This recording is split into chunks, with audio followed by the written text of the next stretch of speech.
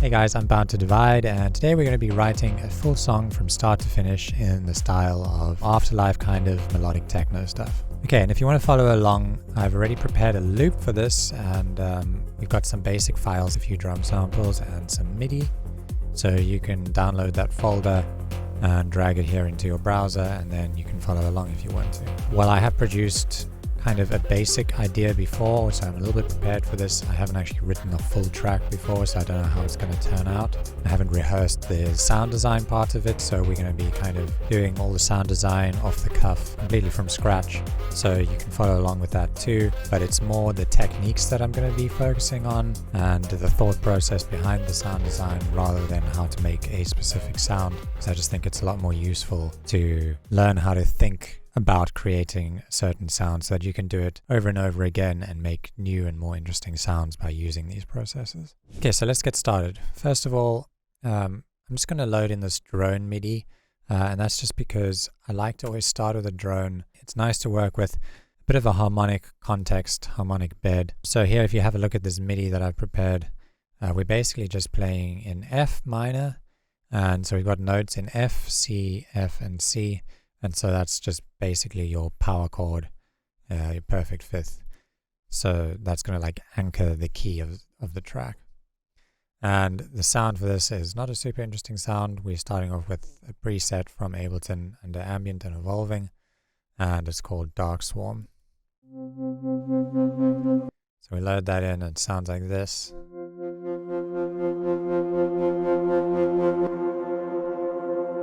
So I'm just going to add some space decay and space amount to it and bring down the drive a bit. And then I'm going to freeze and flatten this because I don't want it ringing out every time I pause the playback. So we're just going to freeze that. And then we can basically take the audio and loop it and just use it however we want. So just flatten that. Now we've got this drone over here. And what I'm going to do is just turn on the loop mode here and go down to section. Doesn't really matter where, it kind of sounds the same throughout. But yeah, this is how it sounds. Just going to turn that down a bit.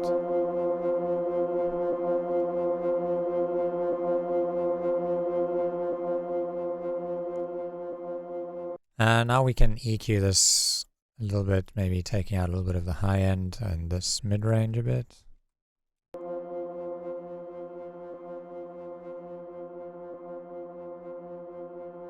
And there's a bit of mud down there, let's just take that out. Alright, so the next thing I want to load in is the lead MIDI. So we go over here, we drag in this lead MIDI. And we also should set the tempo of the track before we go any further. I want to set this to 124. And so this is the first sound we're going to be designing, and this is the MIDI that we've got here. There's nothing super interesting about this from a musical theory standpoint. It's pretty basic movements. We're focusing mainly on F, C, which is our perfect fifth, and the minor third down here. So very standard notes to choose from. With these more kind of dark melodies, you kind of want to really keep it simple and stay away from like lots of bright movements, like major movements, and also stick more to like half step movements. So here you'll see there's quite a few of these half step movements, and that keeps it kind of feeling a bit darker. Here we've got this little rundown that's incorporating two of the half step movements from the scale. And before I go on, let me just load up Wavetable so that you can hear the melody. So this is how it sounds with just a saw wave, or let's put it to a triangle wave.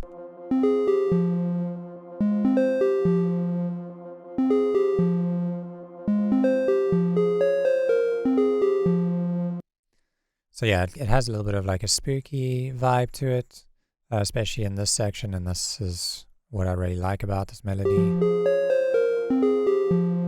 But yeah, we need to kind of make a sound that's, I think, a bit more distorted and slightly more impressive and big sounding to fit into that sort of Afterlife kind of space. Bear in mind, we also have to think about the fact that we're going to have a few other elements that are going to be down in the sort of bass region. So this melody can't be too far down frequency wise. It needs to be kind of sitting in the upper mid range. So I'm not going to make it like all dark and growly kind of bass heavy sound design. For this specific sound, we're going to go a little bit higher. I'm going to stick to triangle waves here, I think, and the thought process behind the sound is I want to take a simple waveform, put it through a filter of some sort with a lot of distortion on it, and then further shape the sound afterwards with more distortion, some EQ, adding some spatial effects like reverb and delay. And that's the general thought process. So let me kind of take you through that. And bear in mind, this is not rehearsed. I'm just going to kind of come up with it as I go along. So we've got a triangle wave here, and I think what I'm going to do is put it through a filter here with distortion. So if you want distortion here on your filter and wavetable, we need to go down to one of these different models here, like PRD. That is like a Moog filter emulation, the ladder filter. And you'll see when you enable one of these, you get drive over here. When it's clean, you don't have the drive ability, so you have to turn that on. And then if we start adding drive to the sound, it's going to get a lot louder because we're essentially turning up the gain here or the input gain by 17 dB. So we also have to turn down the output, otherwise it's going to just be clipping.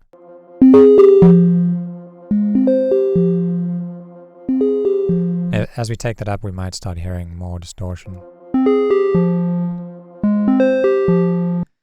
So without that, you're getting this clean triangle wave.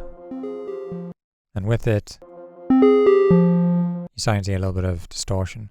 But distortion relies quite heavily on filtering and on EQ. How I like to think about distortion is if you start to push up the volume of a sound wave, the highest peaking volume is the first thing that's going to be clipped. So if you take an EQ and you start to boost the high end of any given sound, you'll start hearing this nice kind of thin, really grainy kind of distortion. But if you start distorting the low end, you start getting this really loose and almost out of control sounding distortion. But I think it's probably better for me to just kind of demonstrate that using the filter. So let's actually switch this to a bandpass filter so I can show that. So if we switch this to here to bandpass, here you can see it's now switched to clean. We can go to OSR, that's the only other filter that has drive and bandpass. Now we have this filter over here.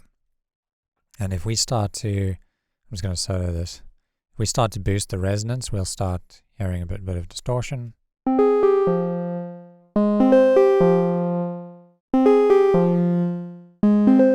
And in different places, that distortion will sound different.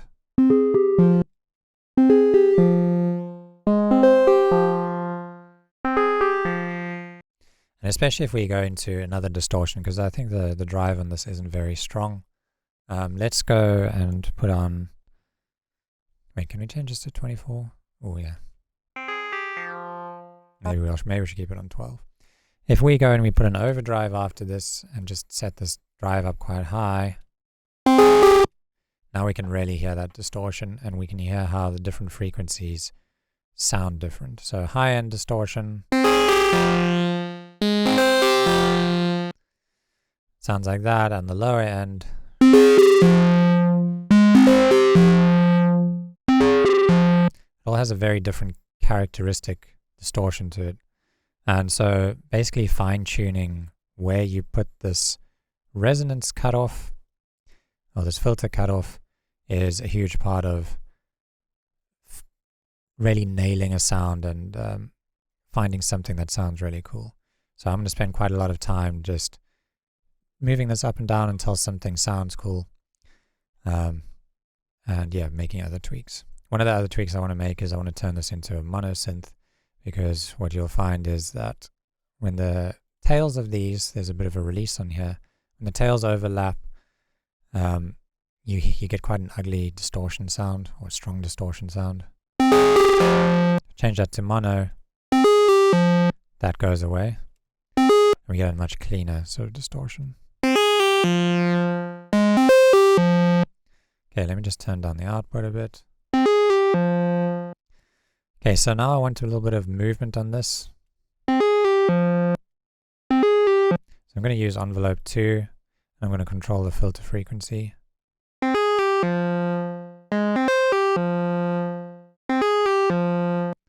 Let's bring this all the way down.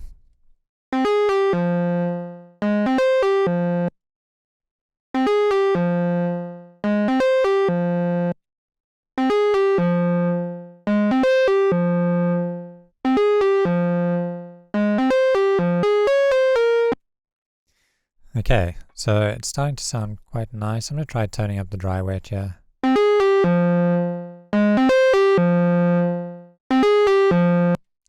Let's try layering in maybe a sub. Let's turn it down a bit. And I'm going to put an EQ at the end of this so that we can just see the frequencies that we're using up. This is getting quite low down, so I'm not sure if the sub's a good idea, but I think it sounds cool for now, so I'm going to leave it on there. And I think what I want to do is add some sort of attack to the sound, and I'm going to use a pitch envelope for that. Let's stick to envelope 2, that we can control the cutoff and the pitch with. So what I'm going to do is go into the matrix here and use envelope 2 to control the pitch. And that gives you this kind of pitchy attack. We can also use it on the reverse end, so making the pitch go from low to its baseline. And that gives us that sort of a sound. Let's try shortening the decay.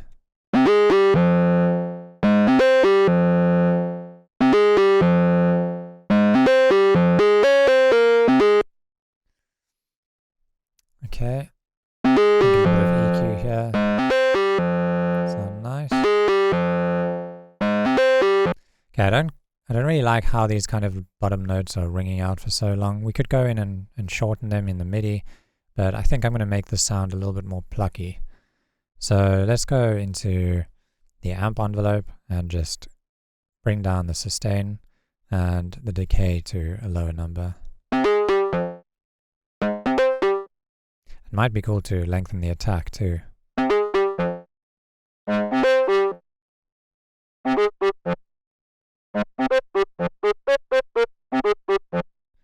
think that actually sounds quite cool.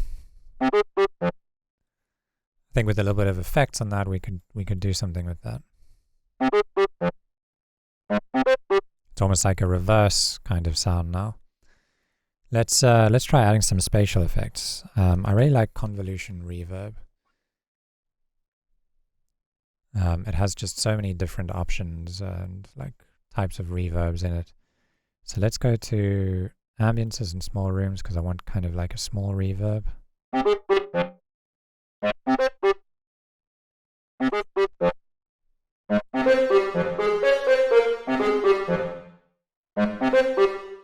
give it some pre-delay to allow the kind of the reverb to come in a little bit later.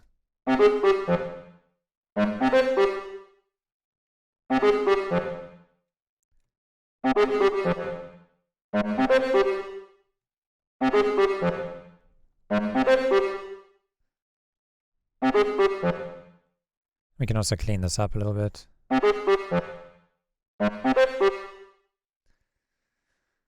And another thing I want to add is maybe a delay after that. So typically you'll hear people say putting delay before reverb makes more sense, and it does, because In the real world, that's how it would work. The delay would be bouncing around inside a room, and the room would be then creating this reverb. So, but I think sometimes doing the wrong thing is the right thing.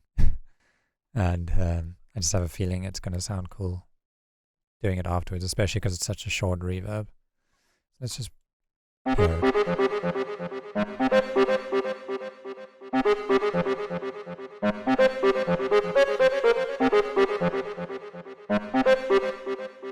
Bring this down a bit.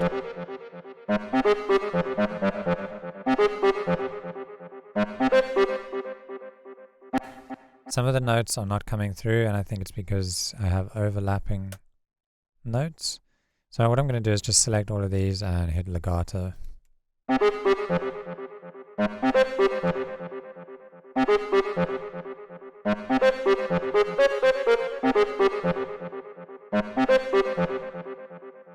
Let's hear it in context with the drone.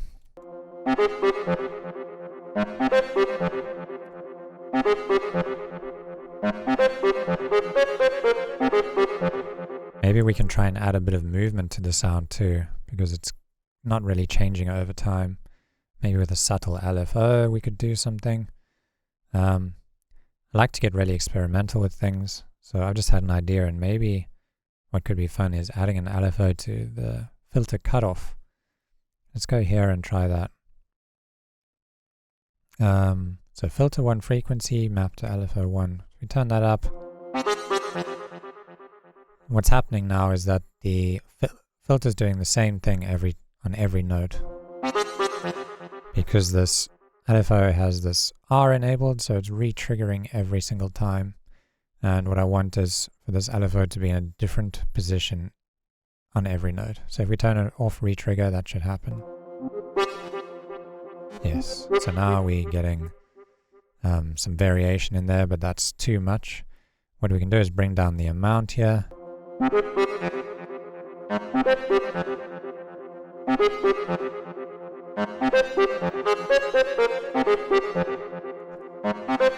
That sounds cool. Maybe we can add some like almost another modulation doing the same thing.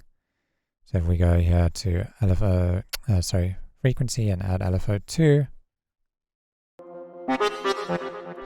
and turn off re-trigger, but just increase the rate a lot and bring down the amount to 0 and then kind of mix it in. Maybe we can get a cool little like tremolo effect.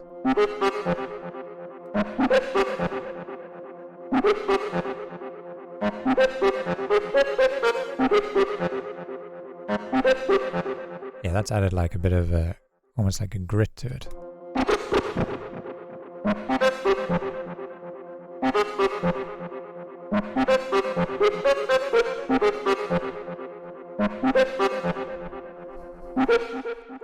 Okay, and then maybe we can put a filter at the end of it so that we have the option to fade this in and out, because we're not using a typical low-pass filter. We can't do that in the synth.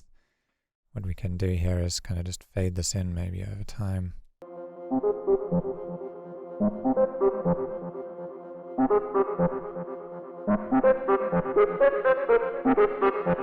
Let's try mixing in a different waveform and see how that sounds. Let's try maybe saw wave.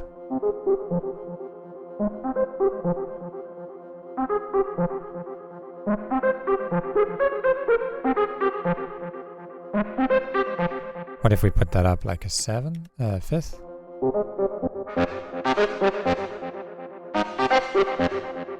Don't really like that. Maybe up an octave.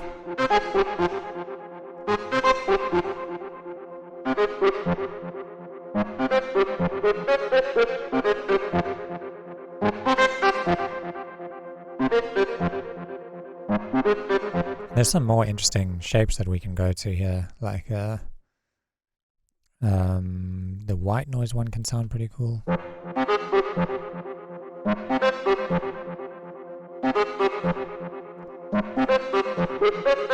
Now this is not like typical white noise, this is like a white noise, like a single wave cycle of white noise, so it actually has a tone to it. But it does sometimes sound pretty cool. And it can sound better if you kind of pitch it down, like -12.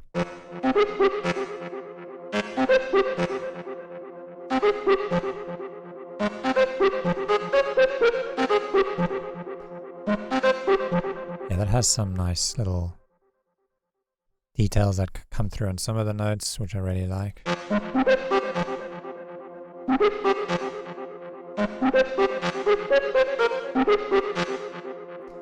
So maybe that can just be an option for us to mix in after a while, like fade that in over here or something briefly.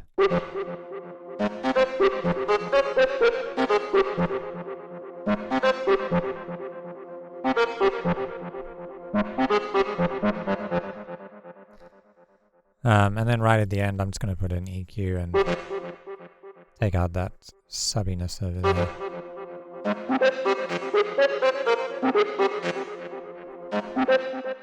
Okay, I think that's enough for that sound. I just want to save this quickly.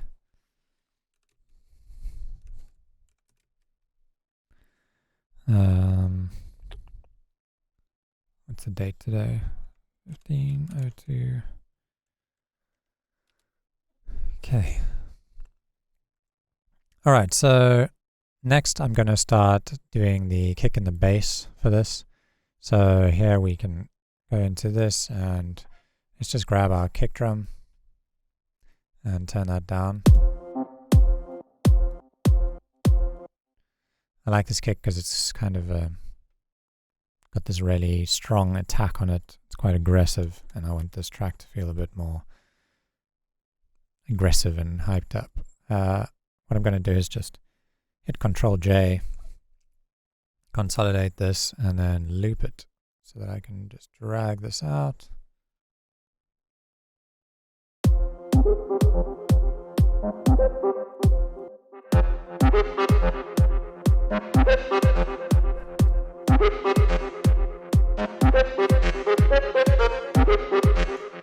Okay, so for the bass line, we're going to be using this bass MIDI here.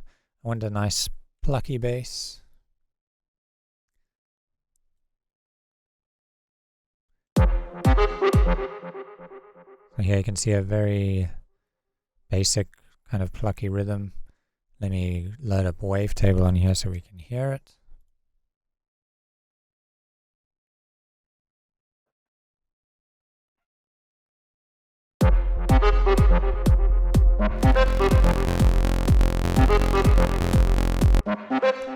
So you can hear it's like a dun dun dun dun dun dun.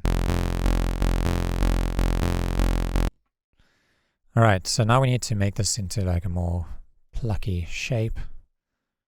So we can do that with an amp envelope. But that's not enough. We also want to filter it. So let's bring down the filter. And then we can just start modulating that. Let's use envelope 2. Go into the matrix here and turn that up.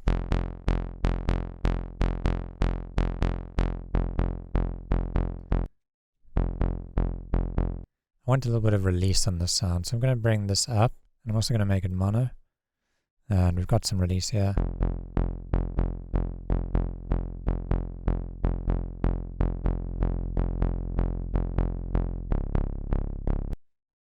Sounds like better. Let's also increase the release on the filter.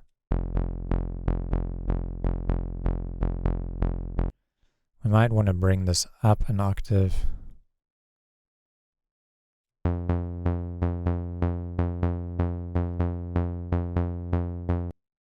And I do like that lower octave, like the growliness of it. So I might mix that in a little bit. Let's just turn that up.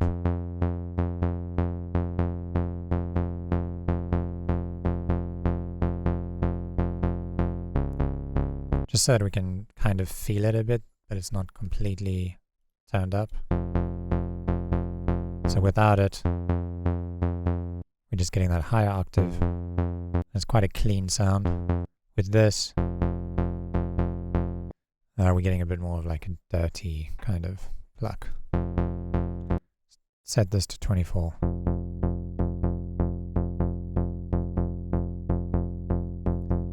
And I want to boost the sub a bit.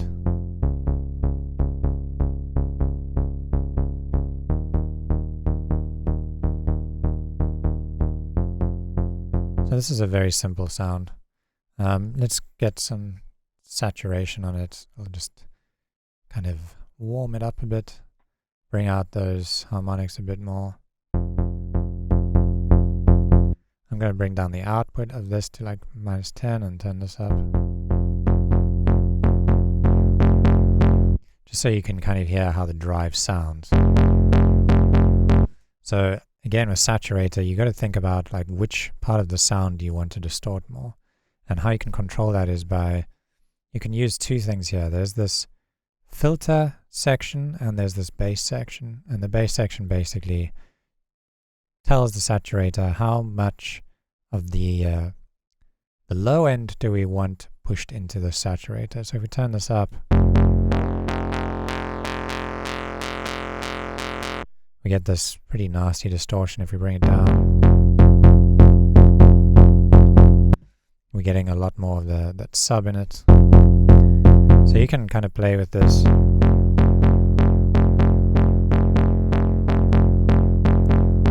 I think it actually sounds nicest where it was originally. And then also playing with this, you have to turn up the depth to hear it. So now if you turn the frequency up and down, you can hear the different frequency ranges being distorted.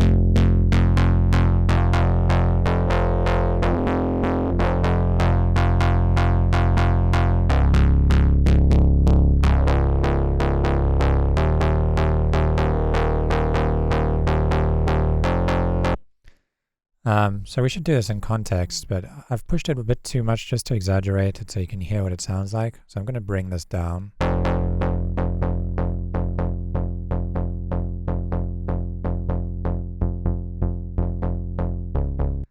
So there you can hear this is adding a nice bit of, let's just turn this to 10. Nice bit of character to it. So it's not so clean anymore. Just kind of enhancing it, and that's what I want.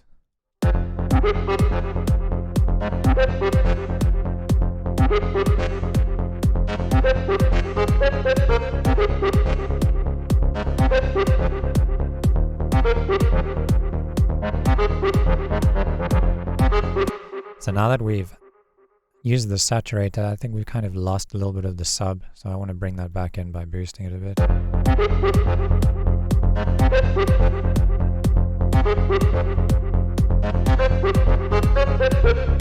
Let's also make this kick a bit more subby.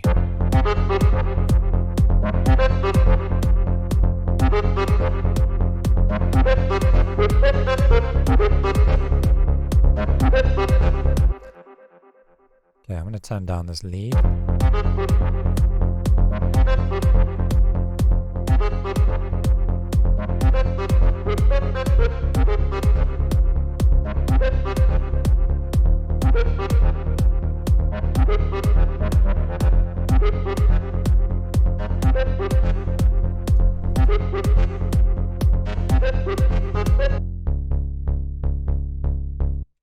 Yeah, that sounds nice. I think I might add a little bit of space to the sound. Typically, you probably hear people saying, don't put reverb on bass lines and don't do this and don't do that. But if you listen to some of the Afterlife stuff, you'll hear a lot of the bass lines do have like delay and reverb on them and stuff.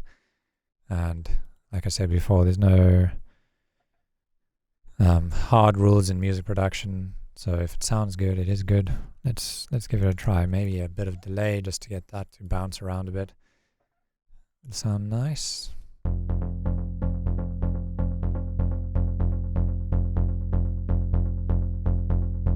Just a subtle bounce from left to right.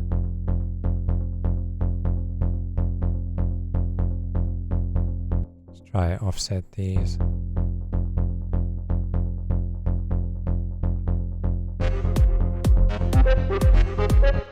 We also want to sidechain this. To the kick.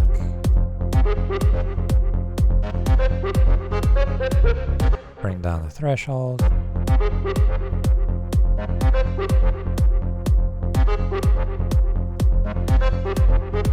I turn this up just so we can get a smoother kind of curve to work with. This is basically just telling us to use only the high end of that kick as an input source. Then we can control the length of the delay, of the sidechain using the release.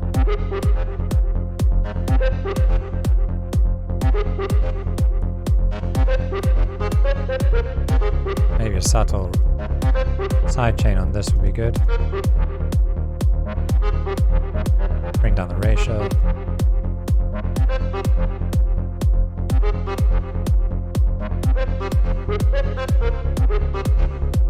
And on this pad, even less sidechain.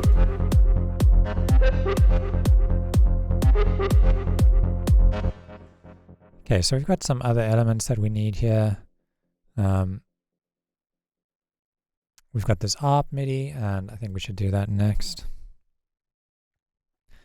Just make a new channel, put on this ARP. So the ARP is kind of just going to fill this out a bit more harmonically. And the MIDI for this, again, we're using this half-step movement to create that feeling of darkness and, coolness. So let's grab a wavetable again. And we're going to use a very simple kind of saw wave pluck. This is just going to be right in the background, kind of just filling out the track a bit. So we can bring down this amp envelope, make it nice and tight. It sounds like this.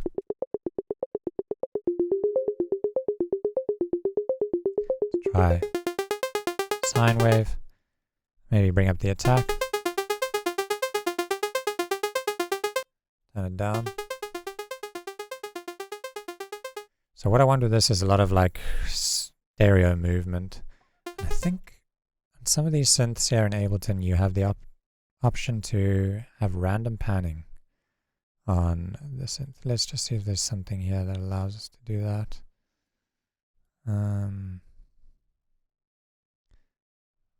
Is there pan somewhere here? Let's see. I don't think there is.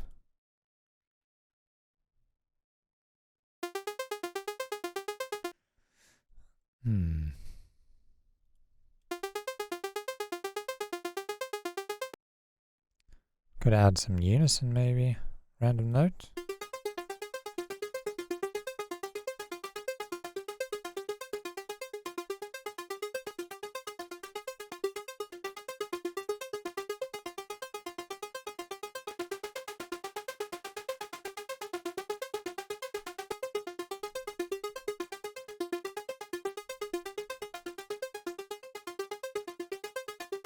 Yeah, that works. Let's try adding some saturation to this.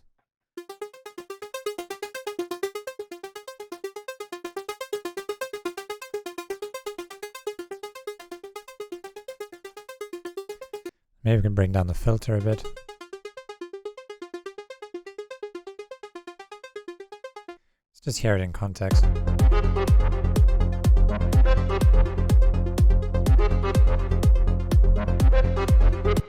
I think a bit of reverb for this would be good. Just use a standard reverb.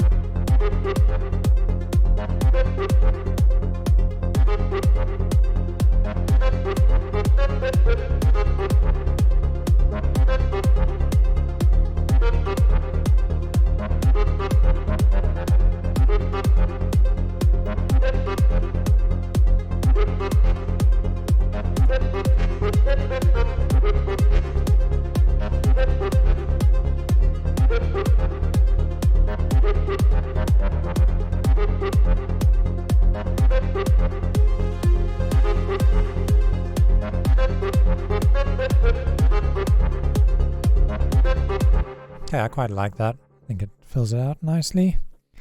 What else do we need to put in here?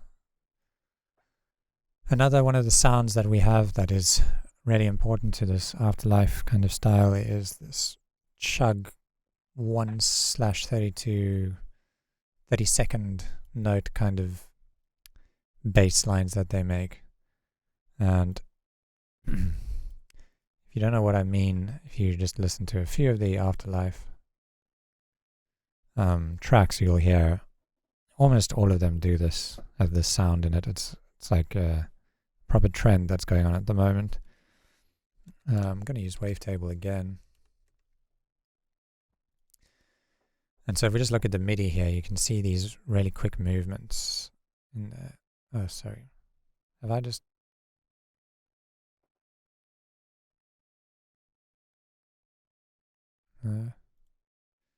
sorry, this is the right MIDI. Yeah, so if you look at this, you'll see if we divide this up into 30-second notes, there's these really quick movements. And they sound like this. Let's turn this up here. I'm just going to make this really short. Make it mono. So that's what I'm talking about, is really fast kind of movements.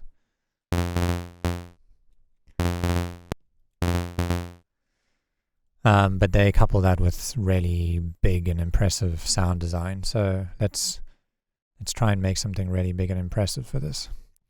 So for this, I'm going to use like weird waveforms that are pitched down quite a lot. So let's go in and find something strange, like maybe let's see.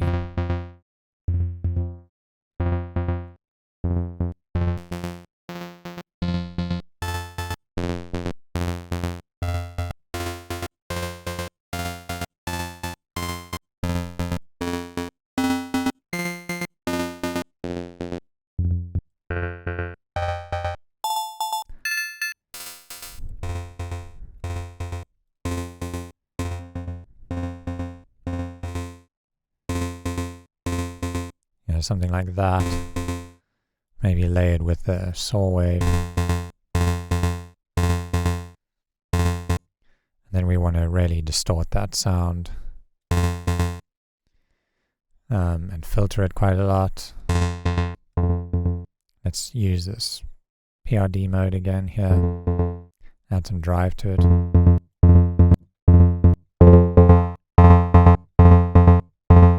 Bring down the output. And start adding some movement to it. Let's go here and assign envelope 2 to the cutoff.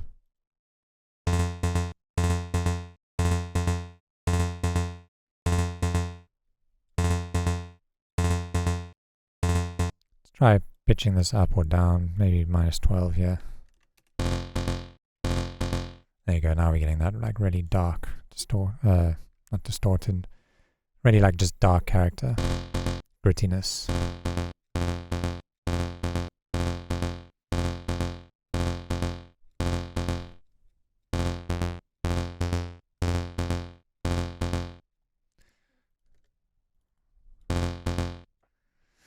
Okay, sounding a bit bigger, but now I want to add even more distortion to this. Let's take overdrive.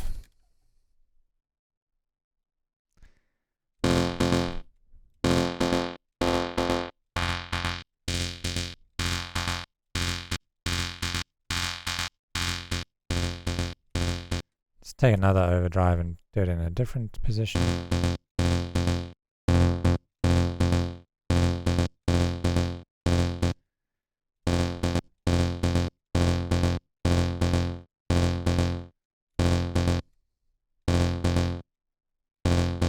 Let's try moving this frequency down.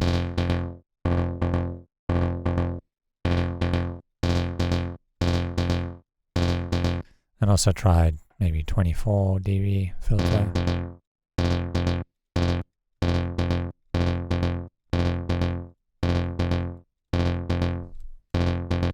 Here space is very important, so let's, again, I think I might use the same reverb that I used on the lead. This, where is it? Oops, wrong one. Let's just copy this and paste it here.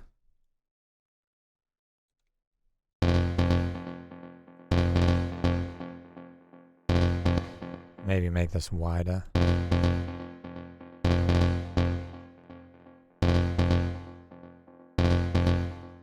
Let's hear how this is sounding.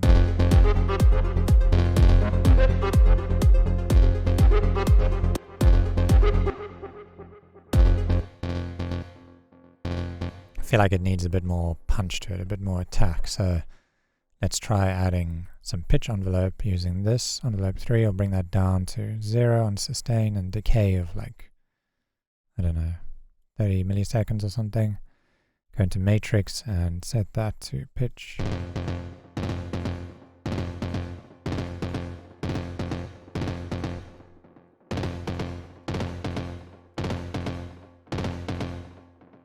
Now we can play with the decay and see where it sounds best.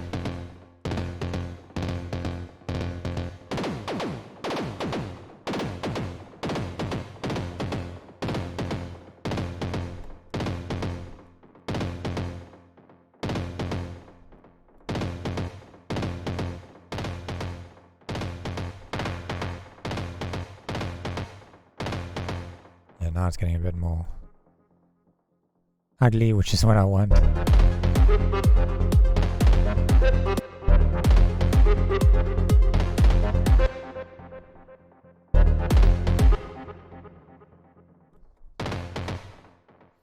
Let's try adding OTT to this, kind of bring up the high end and really just over compress the sound.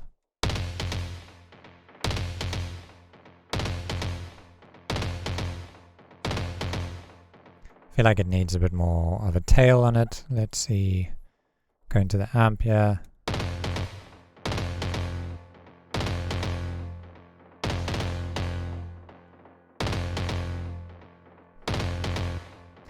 And now we want to remove that sub. It sounds great in isolation, but in the track we've got a bass line there, so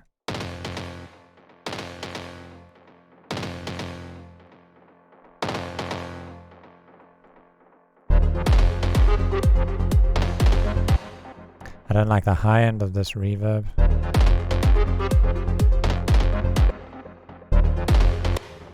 Let's take out the high end.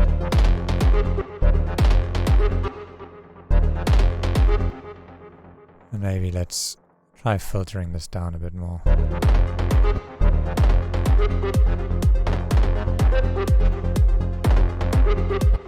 Maybe we can use a different reverb entirely for this. Turn off the EQ quick. Try some different ones. And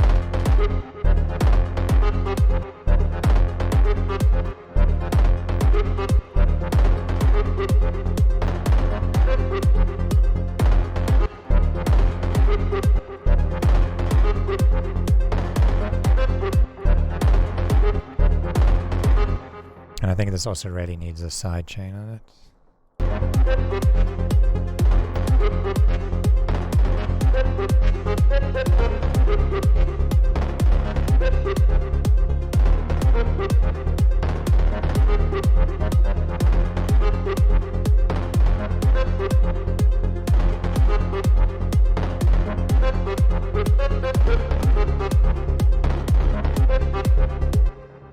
Let me just turn off the other sound so I can hear this clearer.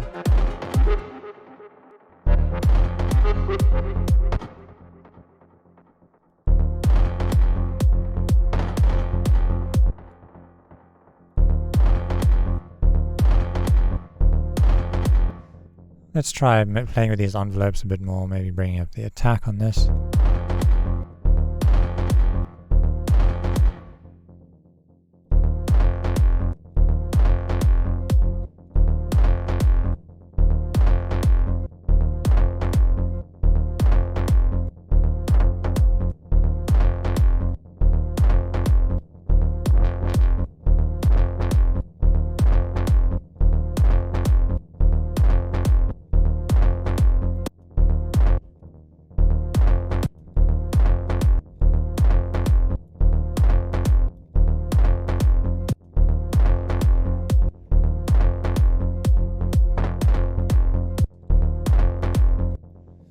Okay, I think I'm going to use a bigger reverb for this. Let's try chambers in large rooms.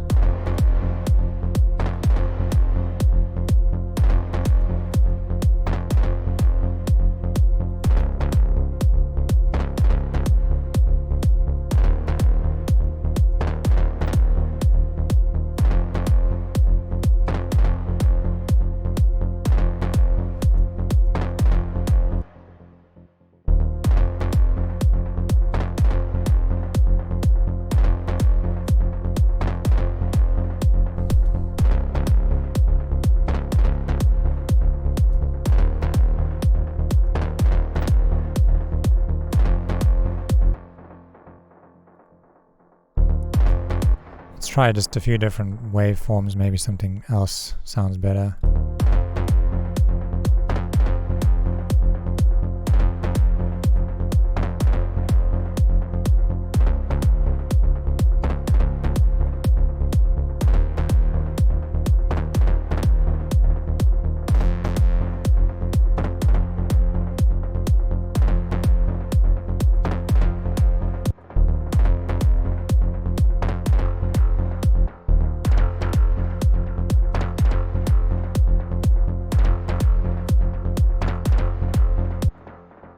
Got an interesting character to it.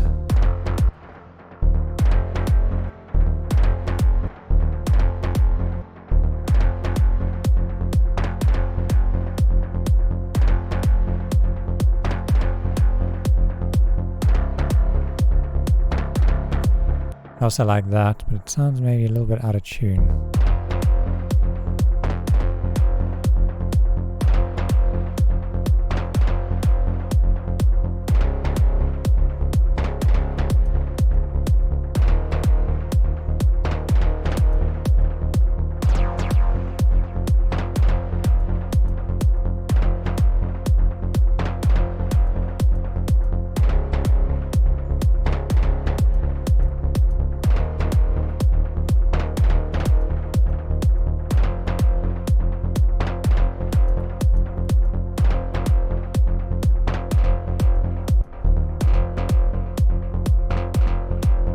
Oh, that helped quite a lot, is just bringing down the decay of that pitch envelope.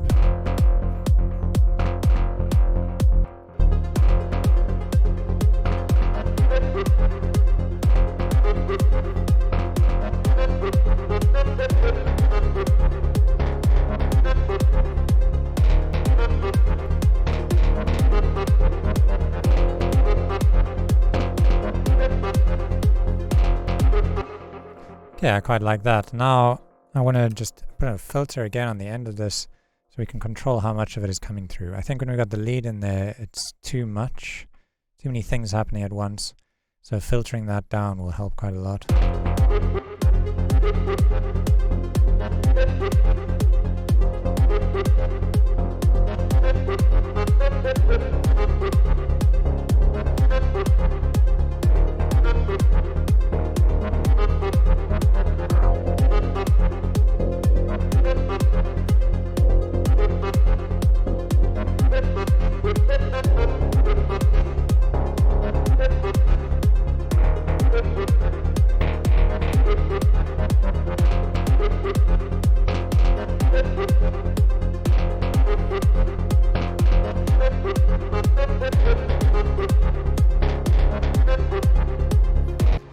Okay, let's start putting in some of the other drums. We can always come back and work on the mix down as we go along.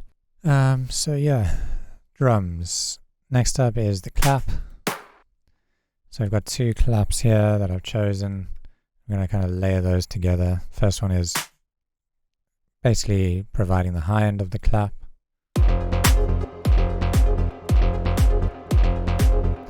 And then the second one has this nice punchy mid-range / low end to it.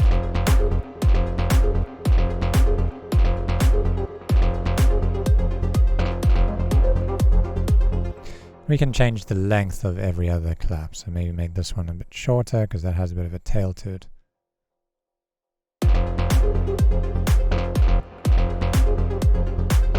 It's a subtle difference, but it definitely helps. And then we connect those, and I'm just going to turn on loop and drag them out.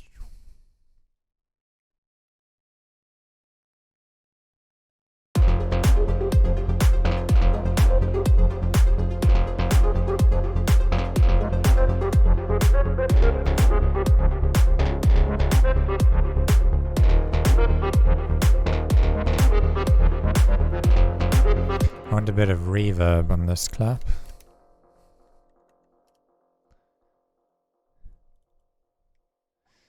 So we'll just put on reverb only on the high end.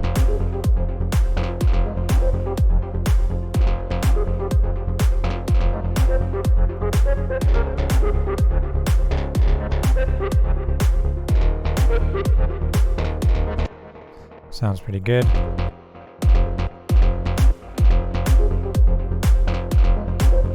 Just a bit more sub on that kick again.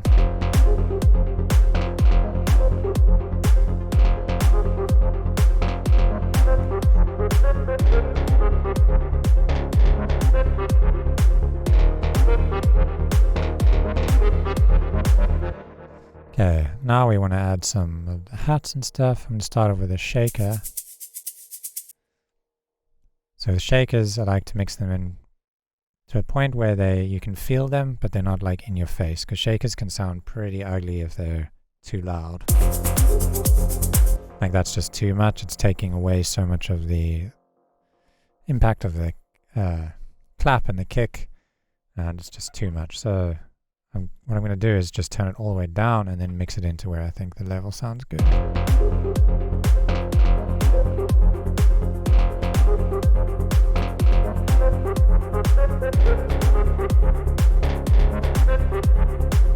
Yeah, that sounds good. And then we can bring in the close hat. I'm going to do this in MIDI. So I just made a new MIDI channel, double click on that. And then we can place down a MIDI note and just put down notes here.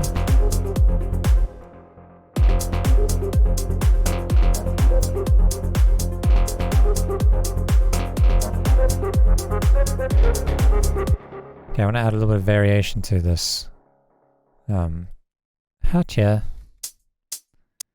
And I'm going to use a random LFO modulator. We can assign that to the pitch, and then every single hit will be a completely different pitch.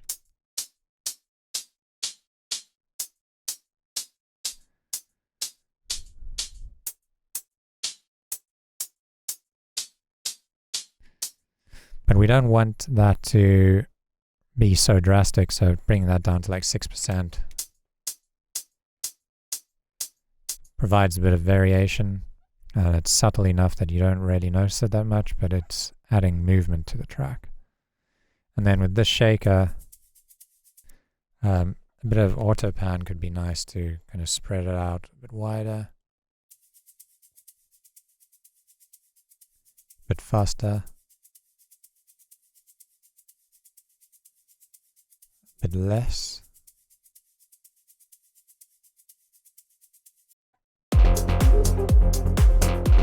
Let's try to turn that up a touch.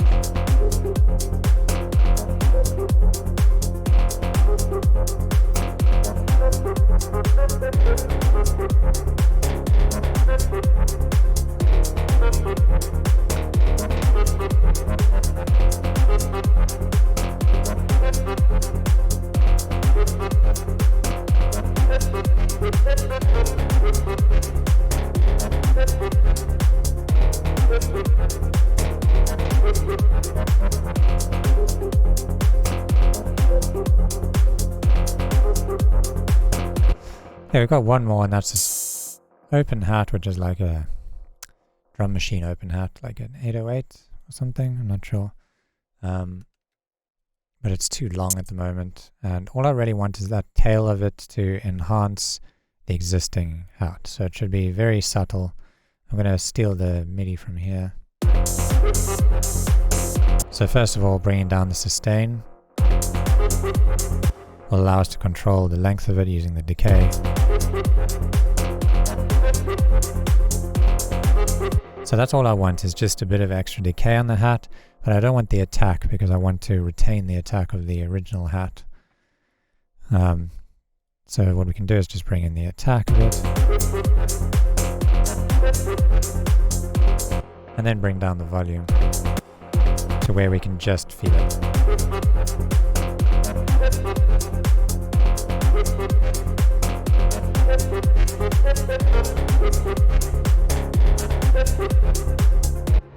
So now, when you listen to these two together, well, first this one alone, and then when this one comes in, it should basically make this one feel a bit longer.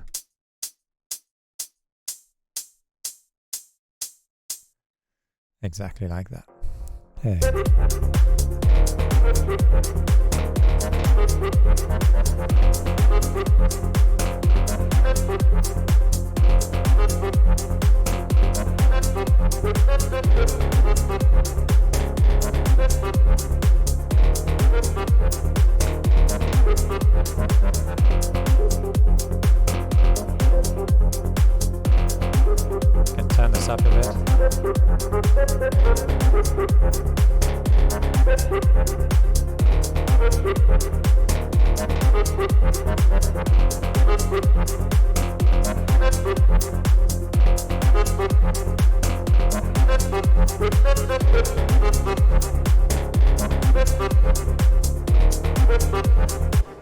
Okay, so we've got our basic loop down. I've got another MIDI here called Growl MIDI. I'm not sure if I'm going to be using that just yet, but the idea behind it was to just have this note that repeats on every downbeat. And to make it kind of sound similar to what we've done with the lead, where it's almost like a reverse note. So if I just copy the sound from this and place it over here, and then turn this into a low pass filter, I think it's we need to go in and just change this.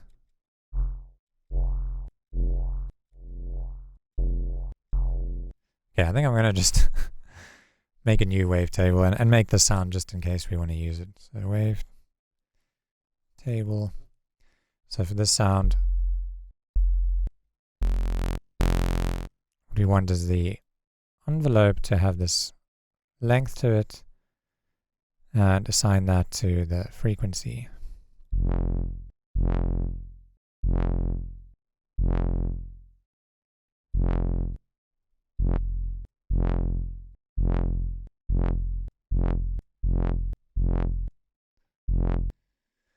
Very simple sound, but maybe with a bit of saturation set up nicely.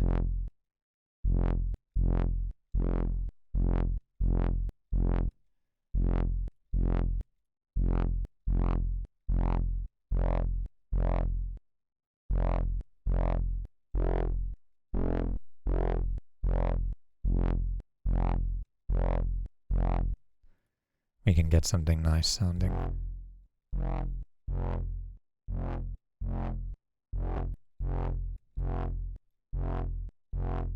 Maybe not as wide. Let's bring in a utility. Bring down the width. And get a nice reverb on there.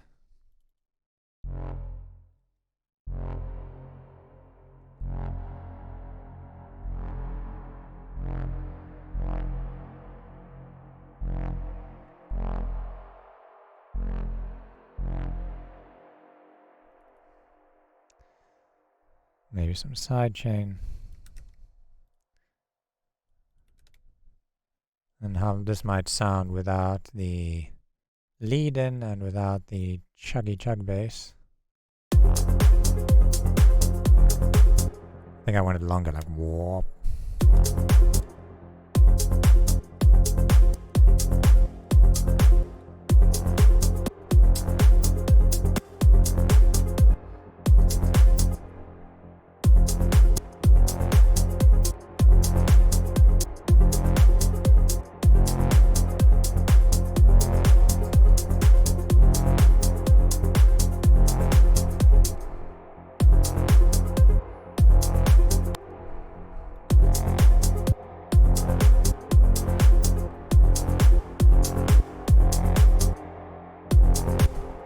Try none.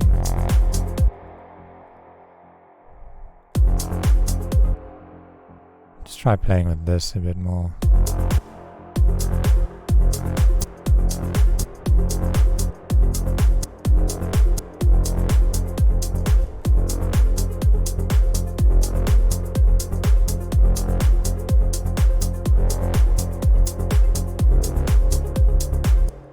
Okay, obviously the notes are not changing.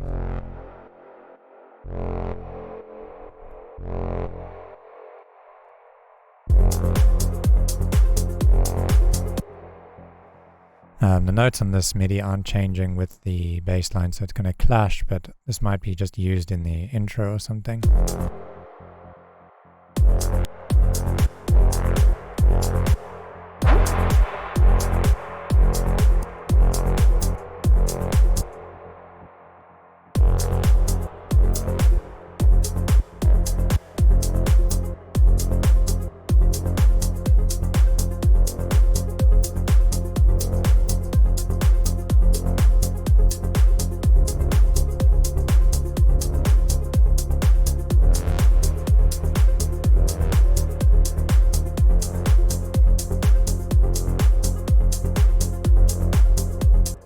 So yeah, lots of little fine tuning happening.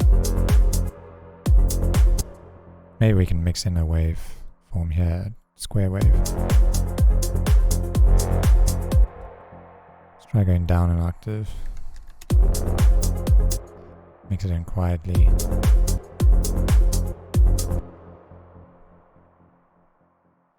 Let's delete that automation. No, that sounds ugly. Let's go back up.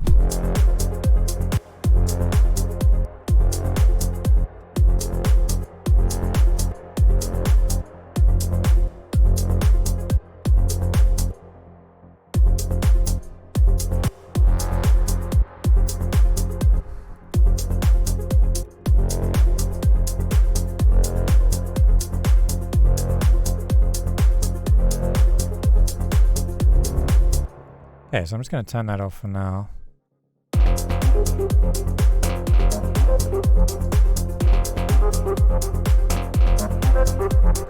Hi, this video is sponsored by us. If you like these tutorials and want to support the channel, check out our website packed with online courses and professional sound packs. If you want to cut years of your learning curve, check the PML Beginner to Advanced Music Production program for Ableton Live. You will know Ableton inside out and learn how to write, produce, mix and master complete tracks. You learn step by step at your own speed, from an empty file to professional production, as if we're sitting side by side in the studio. Thank you for listening, and now let's get back to your tutorial. And now we can start arranging this and adding more details like drum fills and effects and stuff. So yeah. What I'm thinking for the arrangement is to have kind of like a drum intro just for DJs to mix into. And then we're going to introduce the idea so that a drum intro could be like 16 bars long. Or maybe what we can do is make the kind of radio arrangement first. Yeah, I think maybe for the purpose of this tutorial, let's do like a radio arrangement, just so that it's not as long. We can always just, for an extended mix, just add on an extra 16 bars of drums in the intro and the outro, basically, loosely speaking. So yeah, let's do that. So let's start off by introducing some of the melodic stuff or the harmonic stuff. In the intro, we can have, say, 16 bars, where we start to fade in this drone. Maybe we can, instead of looping the drone here, unloop it and drag it out so it's got a bit more movement in it. Let's try reversing that.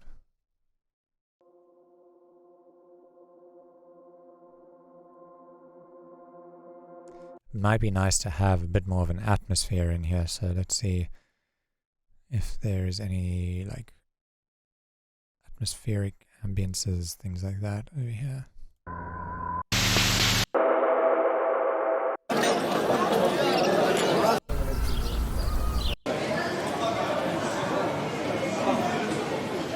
Yeah, people is probably a good one. And with sound like this, you kind of just want it to be so much in the background that you can just barely feel it. And another thing is, I'm just going to turn off the warping, turn that back on, turn on loop. Another thing is, you can see there's lots of dynamics in the sound, and I don't really want that. I'm going to put a compressor on there. Okay, sorry about that. My camera overheated, but we're back. So what I was saying was that I wanted to compress this ambience so that it's not so dynamic. So we can bring down, we can use the glue compressor maybe. Just delete that one. And then we bring down the threshold. Let's just solo this. So that when these kind of peaks happen, this compressor's controlling it nicely. Okay, then what we want to do is just bring down the volume of this so that we'll bring it down to negative infinity and then mix it in slowly until we can just kind of hear the ambience of it.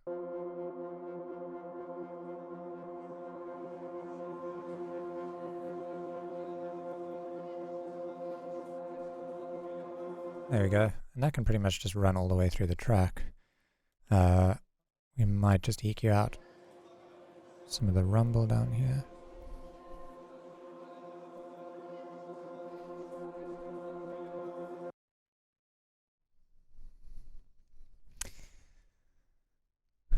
Okay, so I'm kind of hearing maybe what we need is an extra few bars here. And then we can bring this MIDI in a bit earlier, because in my head I can hear, I'm just going to bring that back over there. Yeah, in my head I can hear chords coming in at this point, at this kind of marker over here. So I'm just going to loop that again.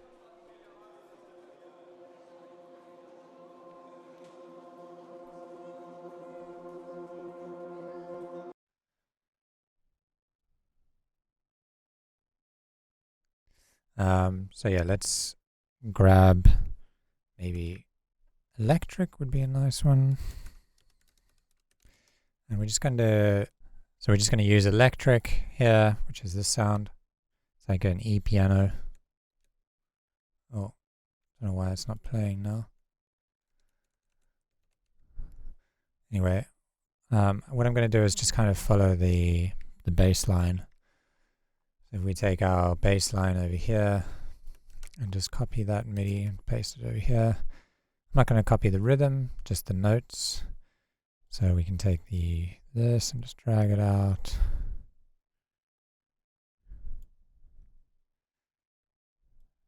Just like that, and then duplicate it. Now I'm just going to do, I think, fifths. So just like that. Maybe a bit higher.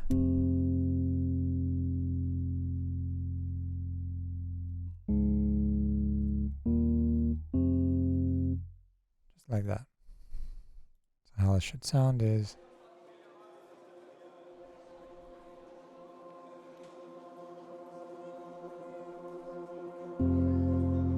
maybe we can start fading this up.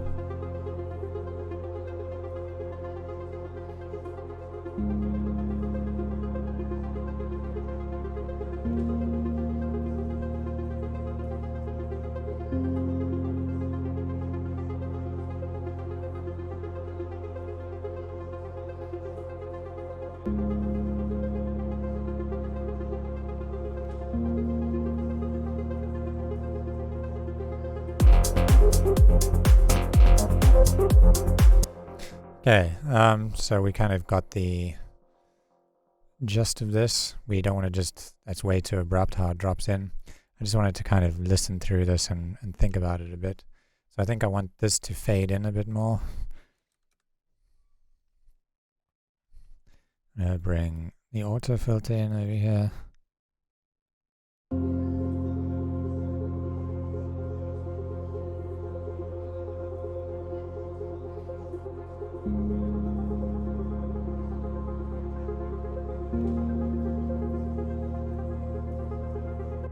I'm thinking maybe this element can come in over there.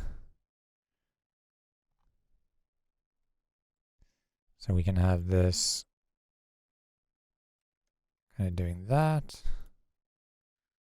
We want to copy over the MIDI though. So let's just take this and bring that back down. Just copy that over. The reason why I just did that was because I had the automation locked, so it wouldn't have copied the automation that we had on the lead. I'm going to delete that. And then I'm going to duplicate all of this across here, just like that. And then because this is a dance track, I think I'm going to start with drums still in the intro, but yeah, maybe we can just start with a kick or something. And also the bass.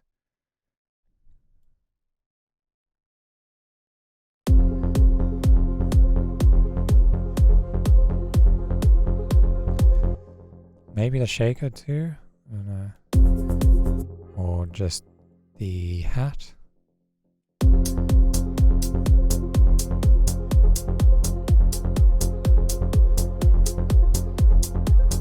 I think I'm also going to filter this drone sound.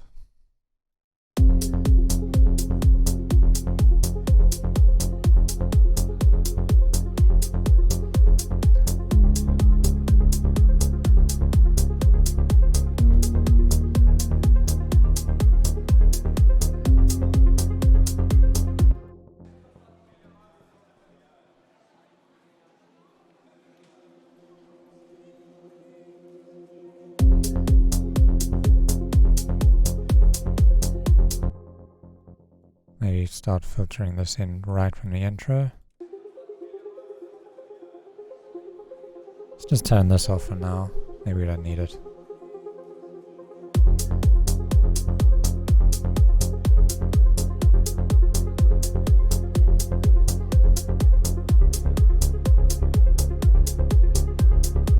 Maybe we don't, I don't know, maybe we can hold out just this note here. Right until the end.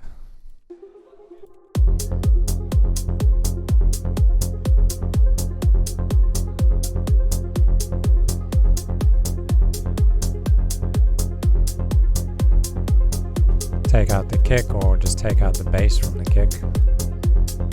Over here.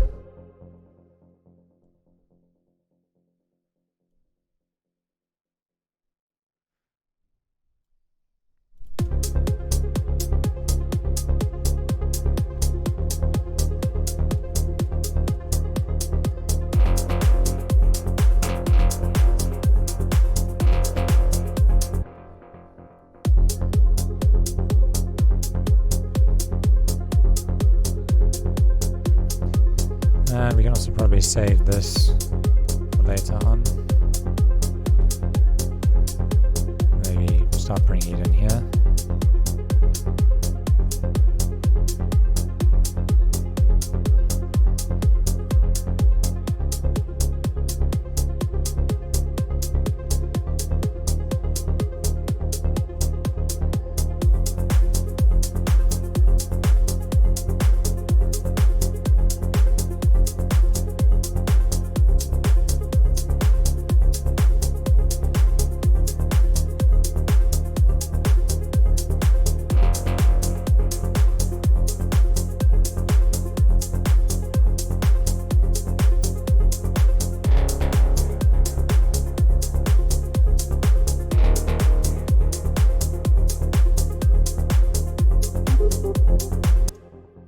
Okay, I quite like how that's feeling.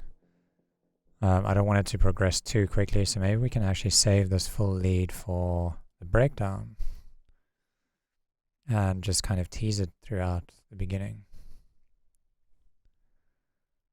So let's take maybe just the first bit of it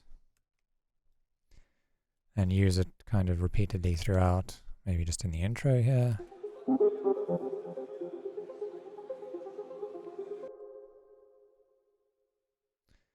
We could soak it in like a huge reverb here, so it's like really in the background.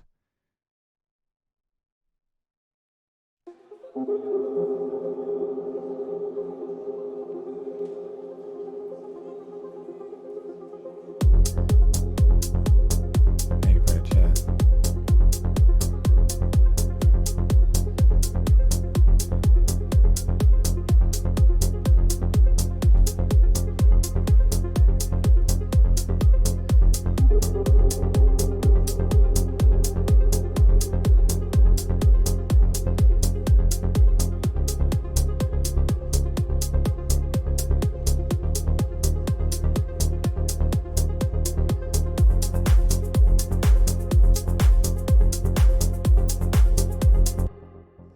I kind of think I might put it and just repeat it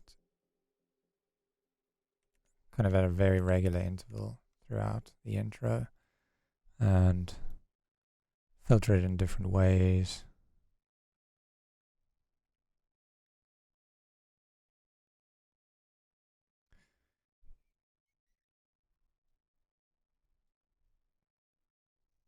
something like that.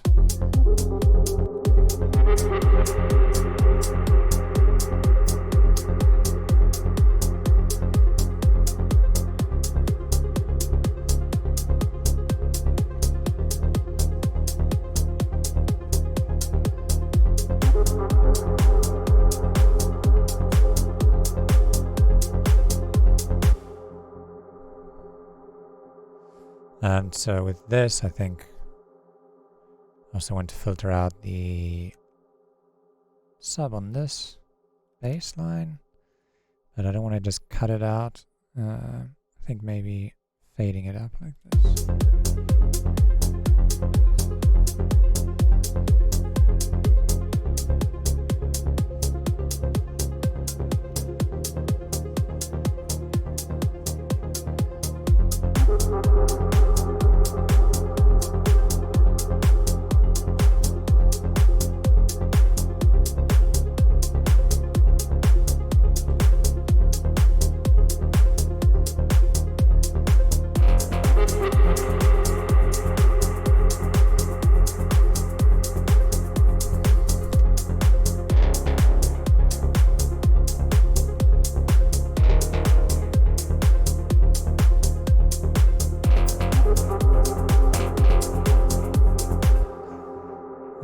Yeah, I'm kind of thinking just only having like this with the very spread out chug basses. And I'm just going to move this all the way over to the right. And for now, stick to this kind of a structure.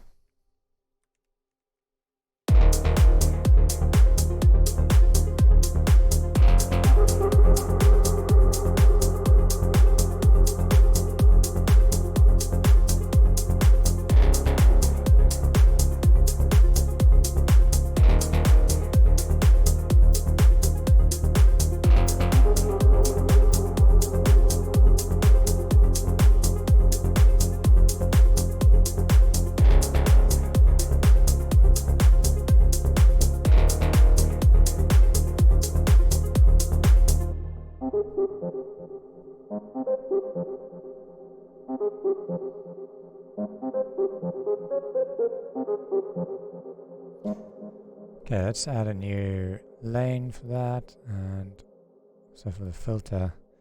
I think in the breakdown what I want is for this lead to come in and reveal itself in full, but tease it a bit more before that happens.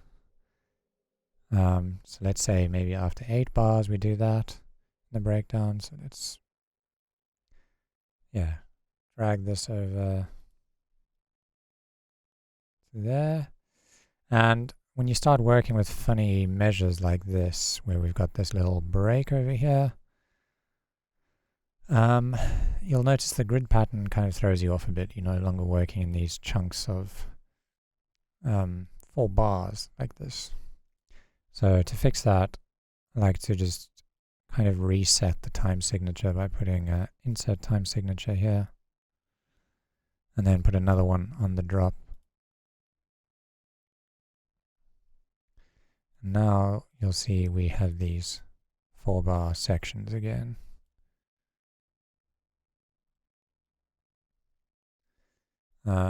Let's take this and reveal it a little bit more. So instead of having just this,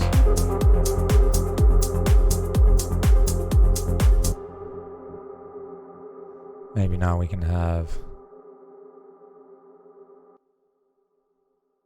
that bit happen over here.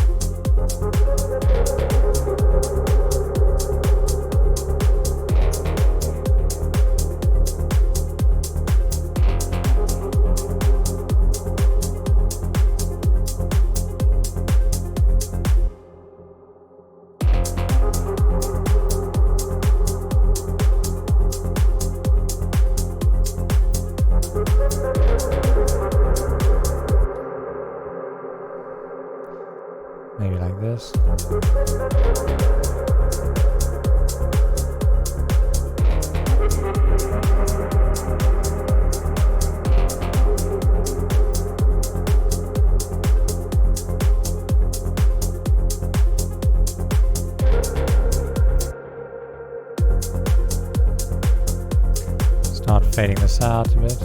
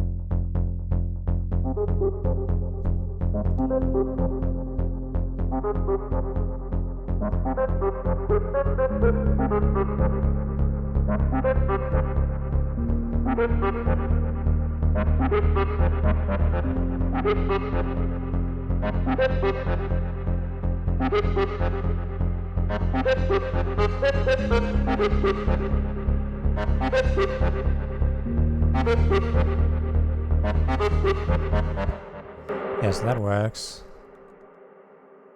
And then maybe we can have a bit of a build here. I want this to be a bit more filtered. And maybe start opening up, like doon doon doon doon. Like, I don't know how to describe it. The decay needs to increase, is what I mean. The sound. So how do we increase the decay? Do we need to do it on amp and probably on envelope? Let's look at the matrix here. We've got filter frequency here and we've got the amp envelope. Both of them are kind of plucky shapes. So I think we need to increase decay at the same time on both of them. So maybe a macro is a good idea for this. Let's group this and then turn on macros and then turn on mapping. And we'll map decay to macro 1. Yeah. And we'll also map this amp to macro 1. Okay. So now the problem is macro 1 was on like 250 something, but it's been snapped to 600. So we want to just adjust that in the macro mapping. So if we go to map again, we can see, which one is this? Envelope, amp envelope. I think we have to bring up the maximum or bring down the maximum a bit. Problem is we can't see the exact value now, so I kind of just have to toggle this on and off. Yeah, that seems about right. So now that's back at 280 or something like that. And then as I turn this up,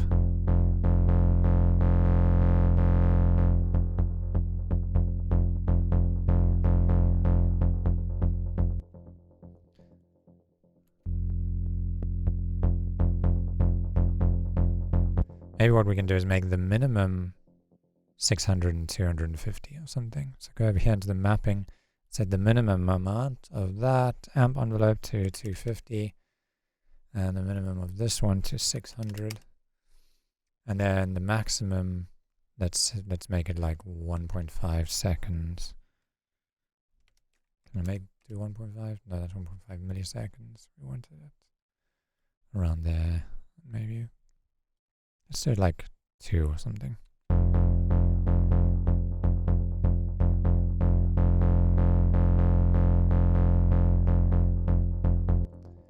Let's also increase the release so that the tails kind of almost start washing over each other. Let's map release to this. Make the... Seems about right, I think. Oh no, we want the minimum to be, I think, where it was, somewhere around 300.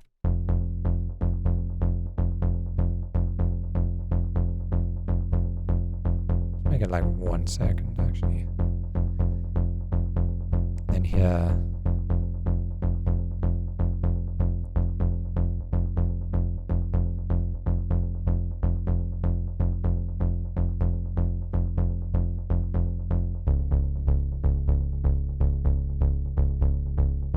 make the maximums here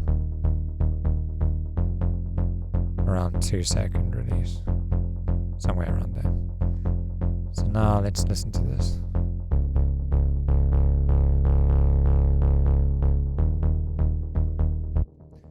now we've got a nice one knob to kind of lengthen. You can rename it if you want to be fancy. Open or something like that. You can also map this to the filter cutoff. Let's go to frequency here, map it there, and then for frequency we want it kind of the minimum where it was, around 100 Hertz.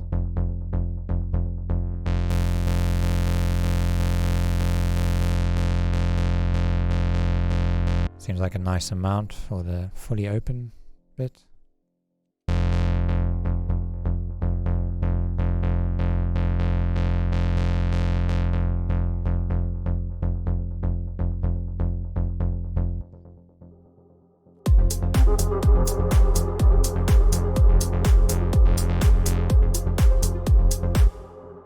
Okay, so over here we can start to open the release.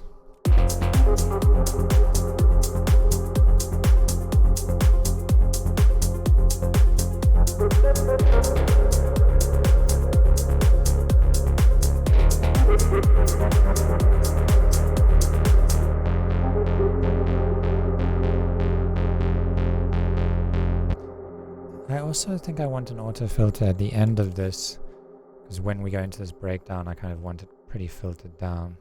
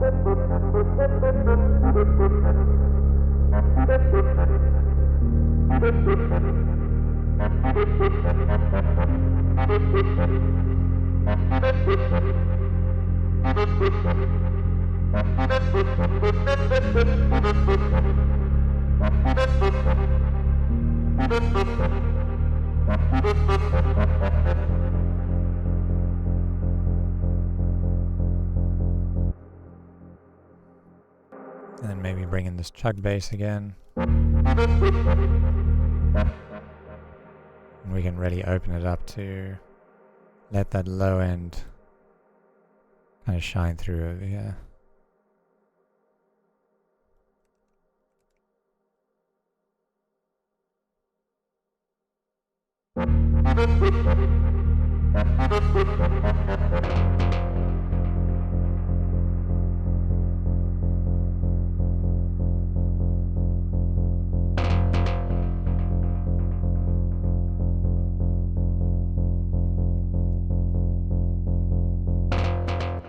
This is where that kick drum can come back in. So let's arrange that. I want this low end to come out when we drop in.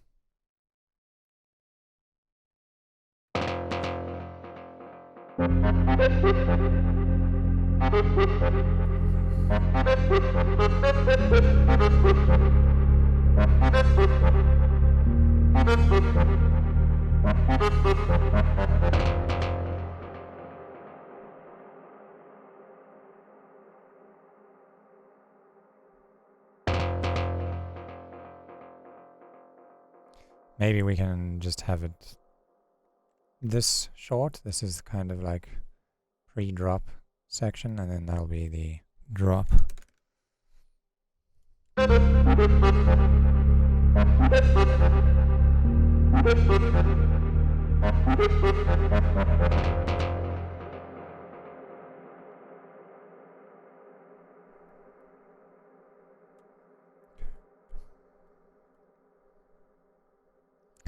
I'm not sure if I want the lead in there yet, or to just bring the lead back in after a while.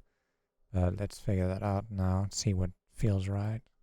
Add another time signature change here, and another one here, so that I can again see these groups of 4 a lot more easily. Right, so what do I want in here? Let's just make this a bit more seeable. So here I want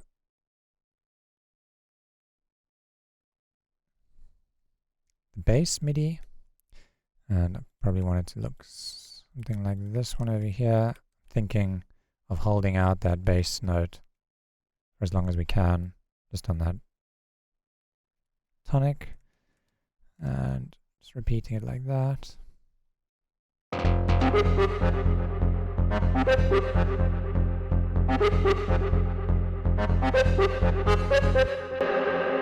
Maybe have this drone there.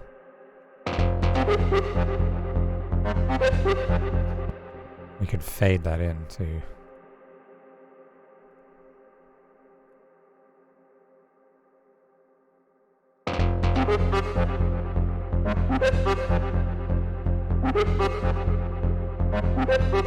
Let's mute this for now and just see how it sounds.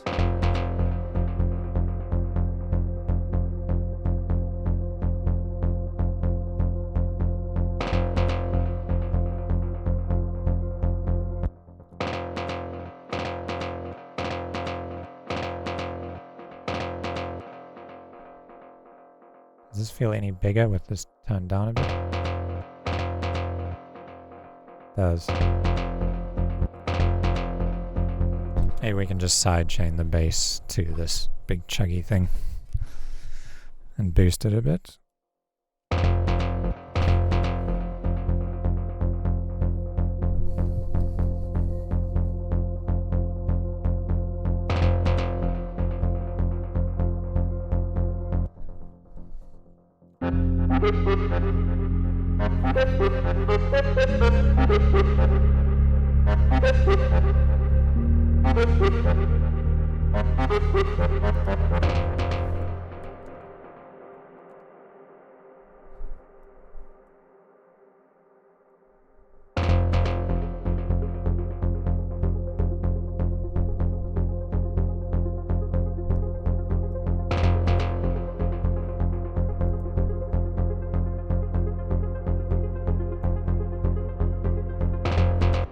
Okay, let's bring in the kick here.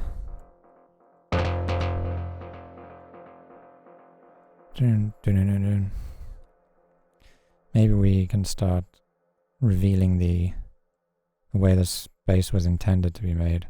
Though, have I lost it now? Oh dear, I think I might have lost it.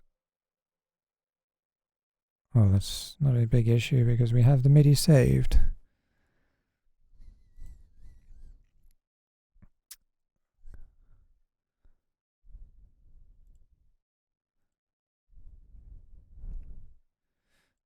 Thinking of doing something like this.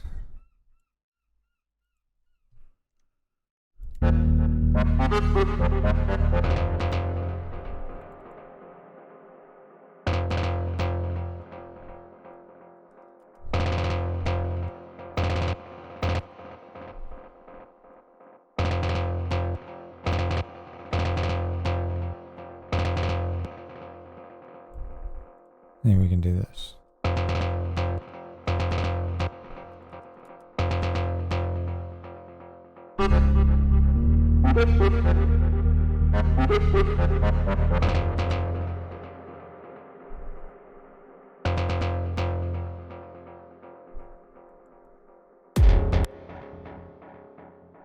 Okay, and then let's make this.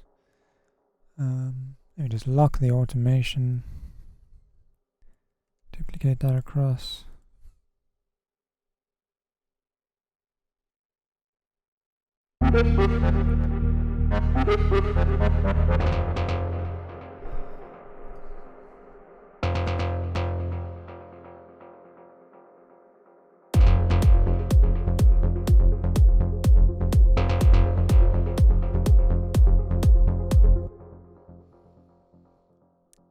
Yeah, let's I quite like that rhythm more than my old rhythm, so maybe we'll go with that.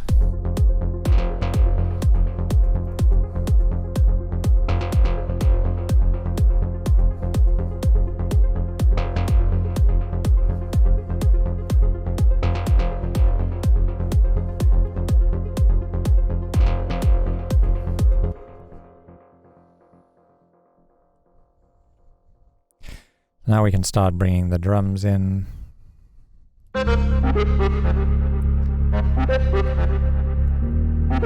Maybe we start with the clap only.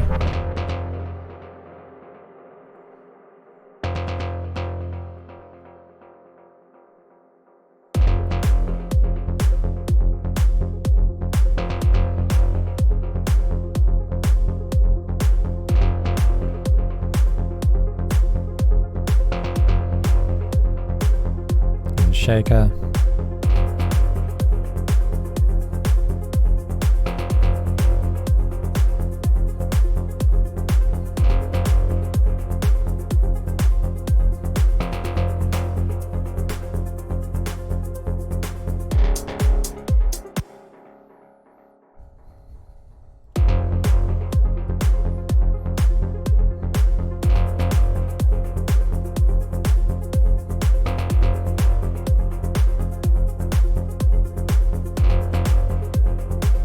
Okay, just copying this across.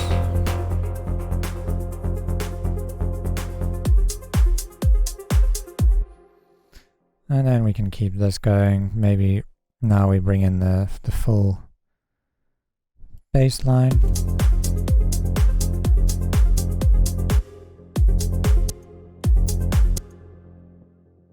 Let's just check out what's happening here.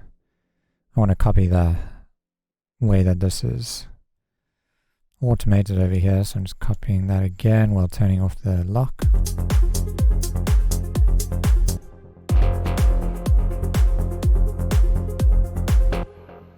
Maybe we can use this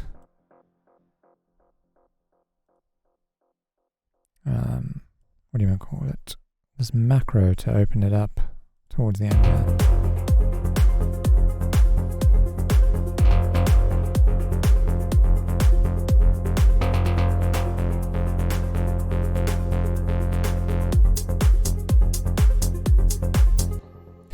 And when you open something up like this and cut it out immediately, it's nice to have a bit of a delay tail or something to let those high frequencies ring out. Maybe I'll use this reverb and send it briefly to the reverb. So automating this, just like that. And we make this like a nice bright, long kind of reverb.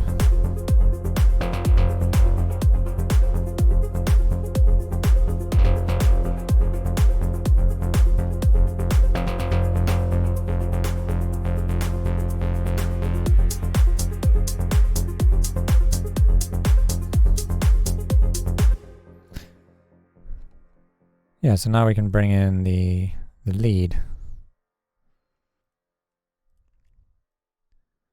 in all its glory. So I'm going to open up that filter.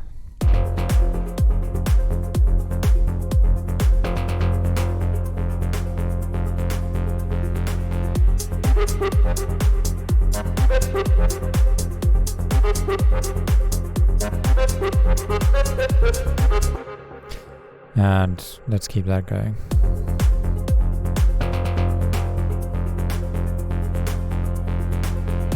Let's pitch that down.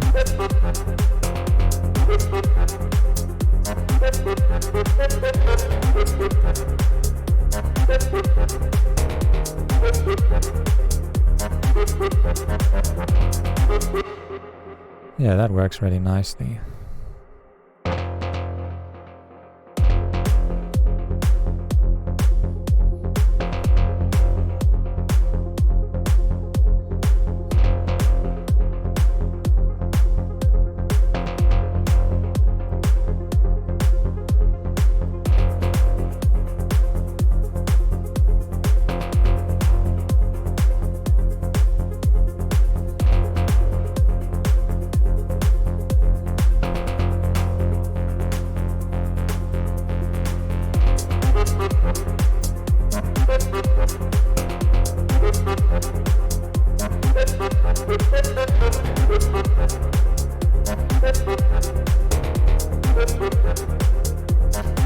Let's copy that again.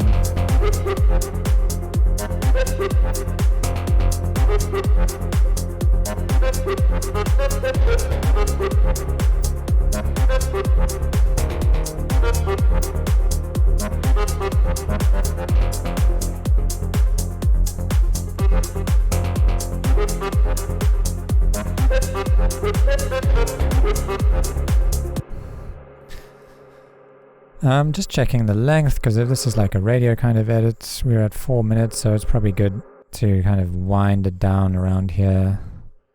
Or we can make this like an epic finale and then just cut it all out, which is maybe a bit more appropriate for the style. So it might be cool to like start adding some craziness to this. How would it sound to maybe mix in another waveform? Maybe turn up the sub. Let's hear that.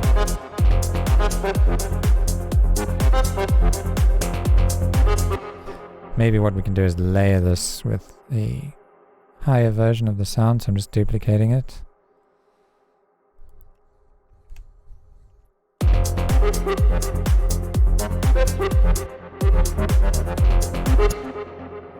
And let's try some different waveforms. Maybe pitch that up. Turn this one off.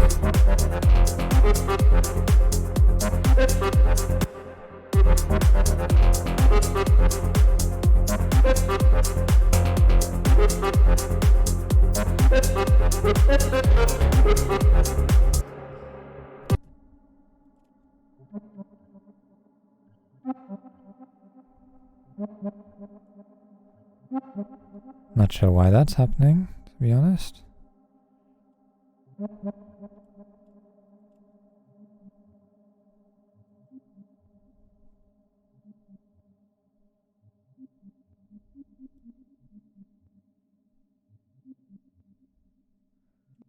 It's weird with no filtering or anything. Is there a filter on there?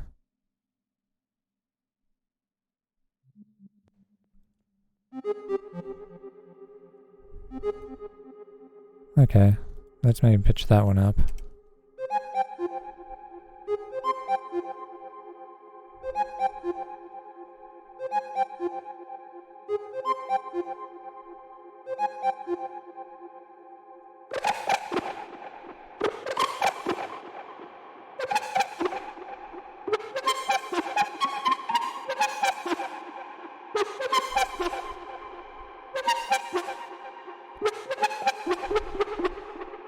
Maybe add some unison to it and mix this in appropriately.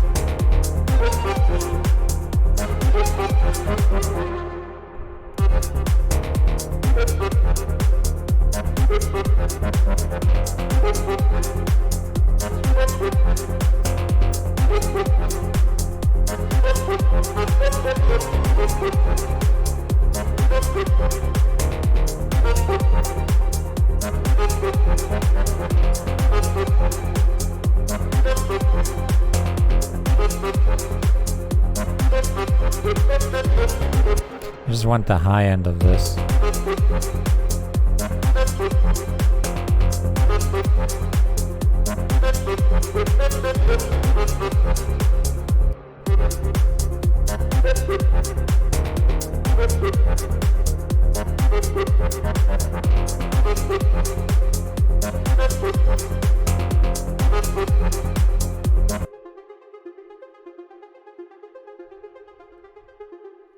Yeah, maybe we can start opening this up a bit more over here for some more epicness.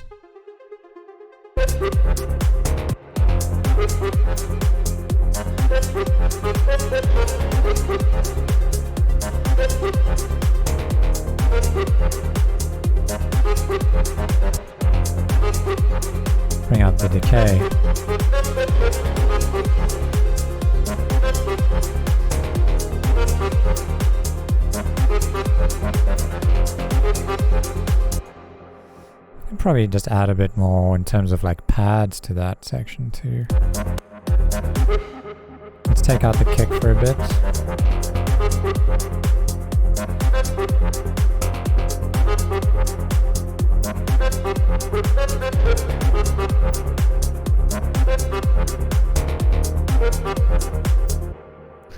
And filter out the bass a bit.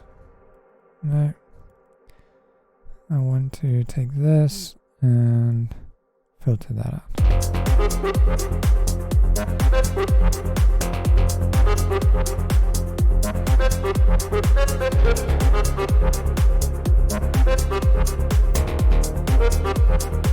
Maybe copy this.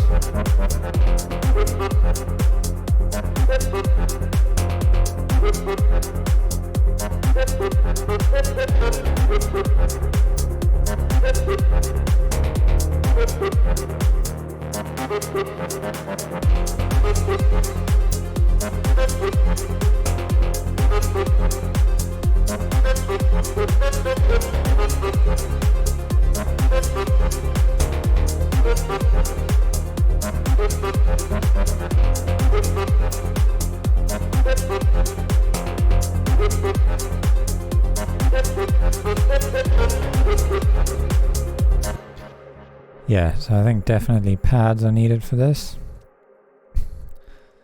Let me just use like, I'm gonna just go in again to the sounds here. I think it's gonna take a long time to kind of make something that I really like, so I'm just gonna quickly listen to some of these.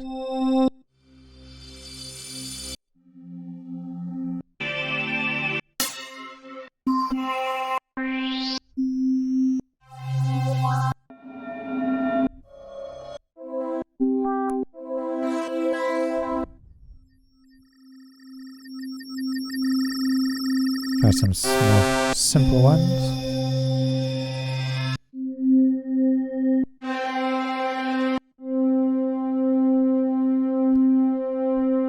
Something like that, or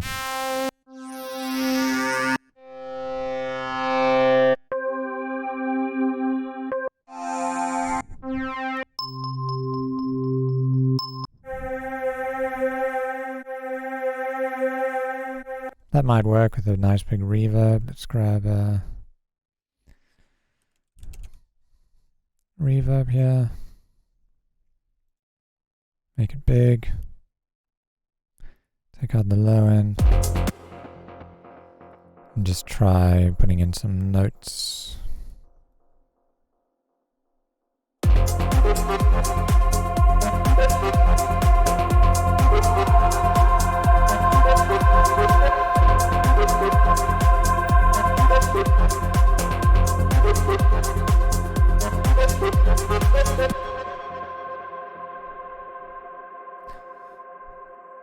Maybe that A flat.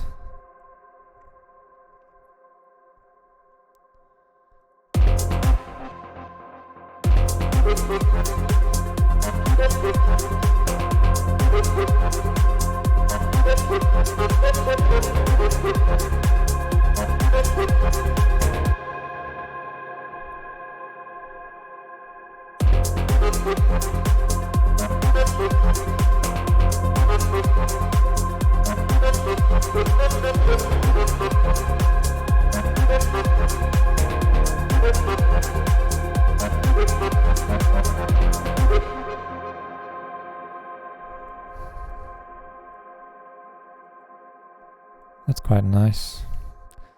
So this pad can also be used in the breakdown maybe. Just to add some more epicness. We can filter it in.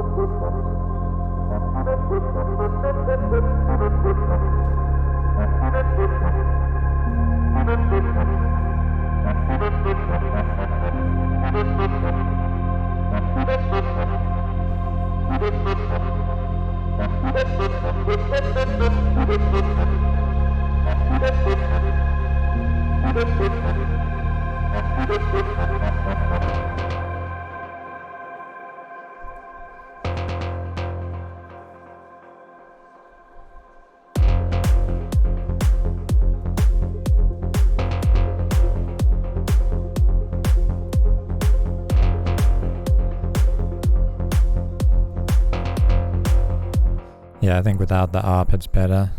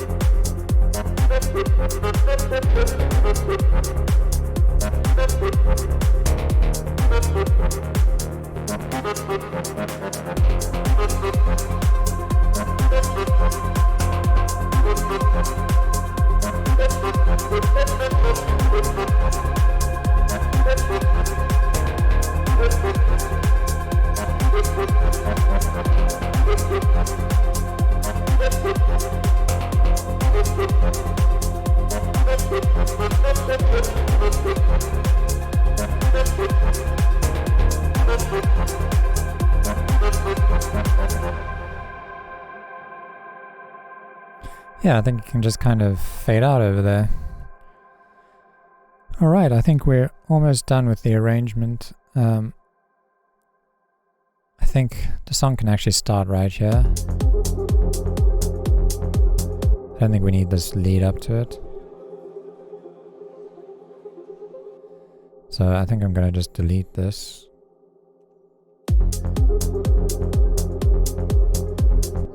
And then work a little bit on this, on the effects, specifically here in the breakdown, just to kind of take us through to here.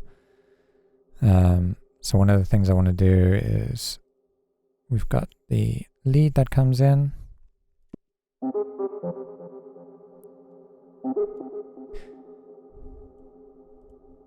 Might open that up a touch.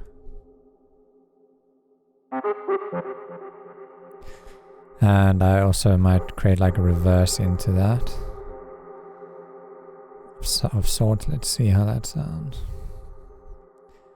Let me just make a new channel, and then I'm going to make this into resampling. Hit record, arm over here, and then just hit record. And then I'm going to take the little reverb tail here and just reverse it by hitting R. Turn it up.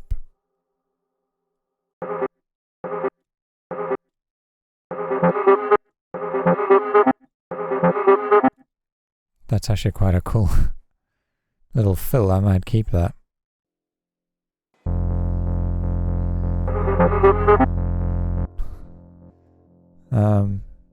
Yeah, I might come back to that, but while I've got this in my mind, I'm just going to put a big reverb on that again. Turn up the decay quite a lot. Take off everything here. Make it 100% and then freeze and flatten it.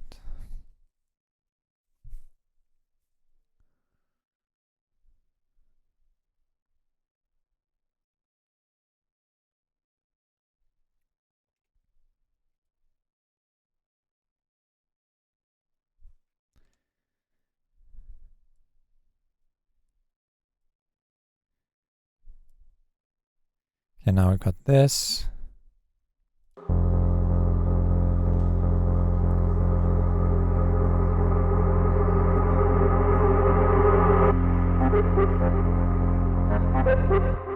So I'm just going to send that to the reverb right at the end like I just did there, but also just turn this down a bit.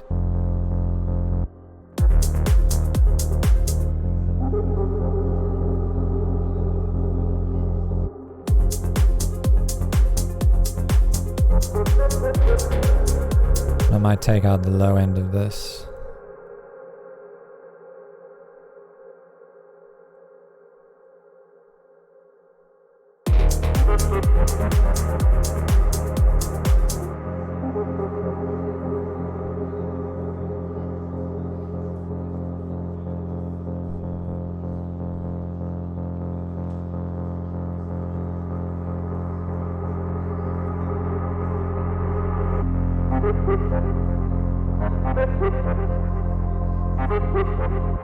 Okay, so I'm gonna also do a little bit of white noise here. And for white noise, I'm just gonna literally use operator. And we're gonna take noise here, noise white, and just turn off the filter. And I wanna have just a really basic sweep. I don't want crazy filtering on it and stuff. I just want it to be pretty simple.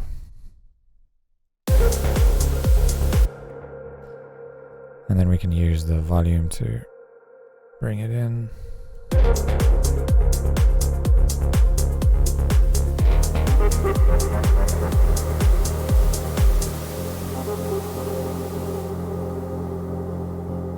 We can also spread it.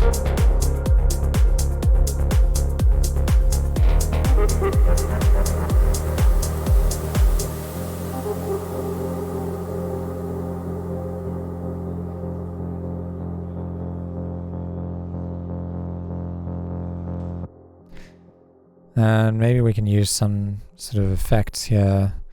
Not sure what there is. Maybe like a texture loop. That's fucking... Something with noise in it.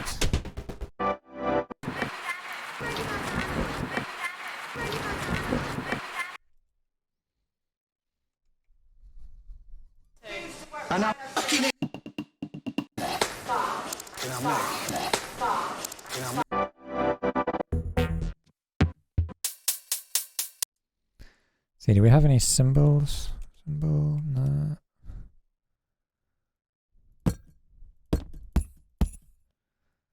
What about a ride or something?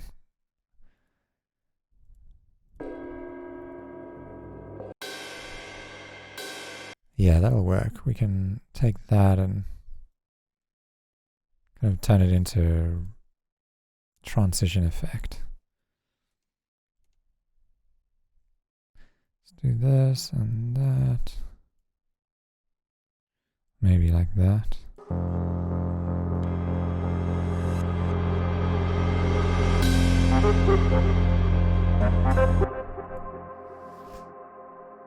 Okay.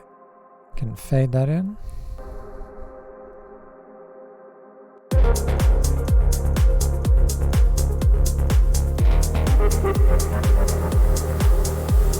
Maybe send that to the reverb.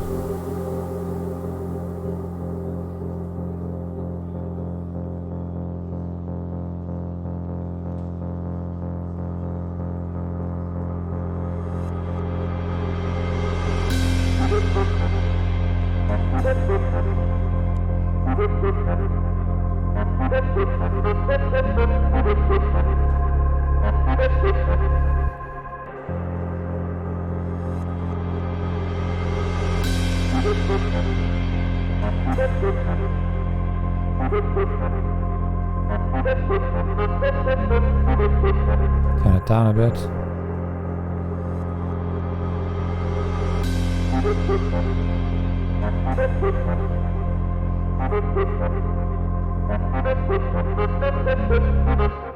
Maybe we can turn off this bass. Let's see.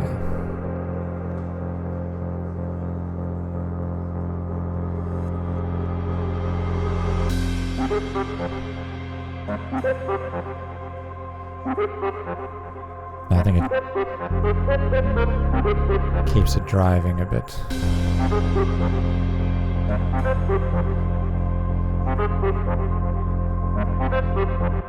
Maybe we can just turn down the volume a bit over here. Through the whole breakdown, really.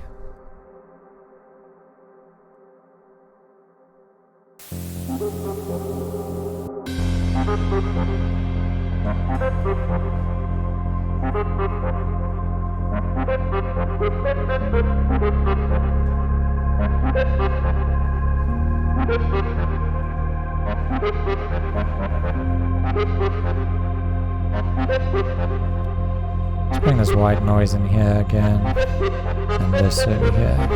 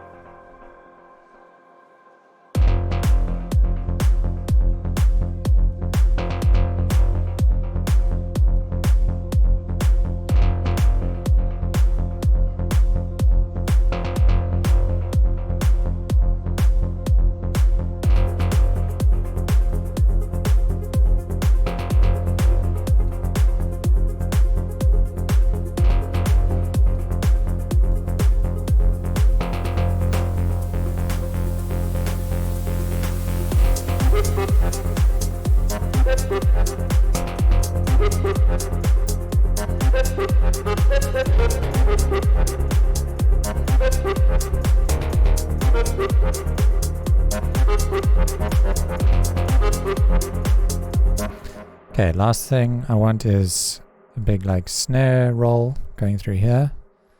Let's see if we have a snare.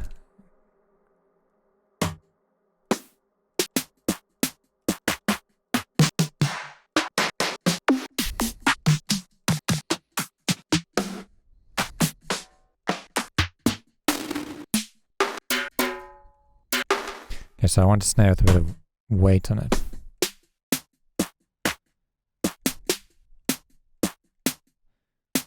Maybe one like that, like a drum machine one, but with a bit more 200 Hertz, so we can probably pitch this down.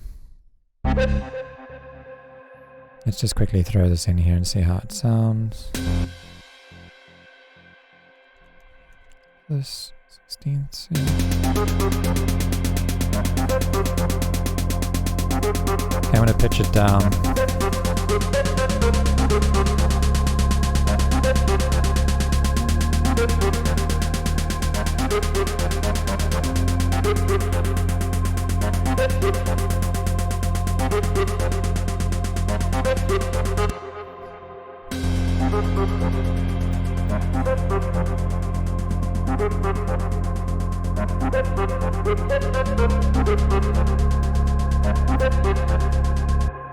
Maybe a different snare. Let's just quickly try some other ones.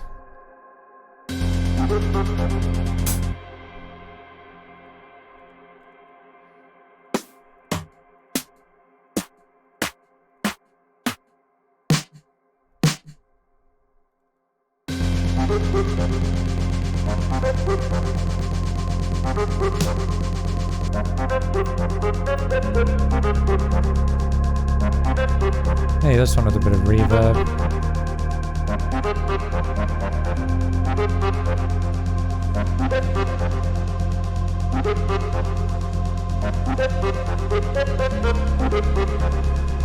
And a bit of variation in there.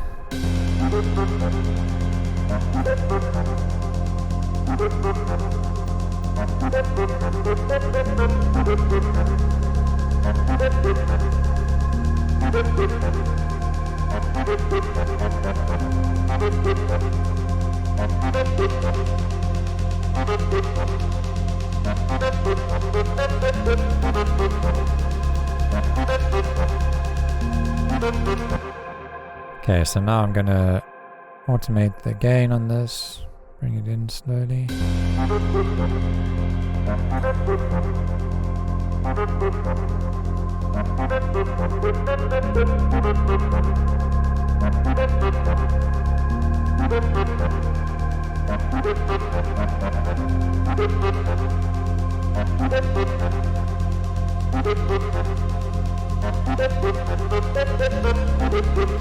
Let's use this white noise to create a bit more tension.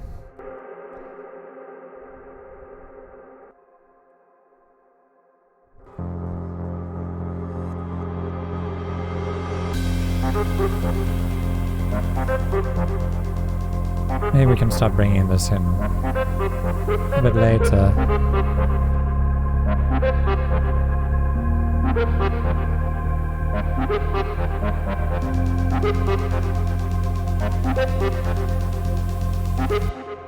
Something about this doesn't sound right.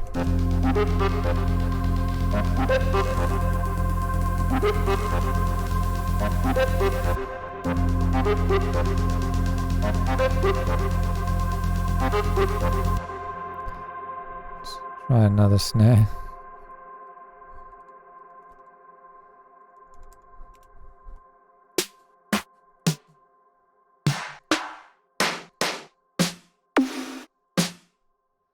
Maybe a more acoustic snare would sound nice.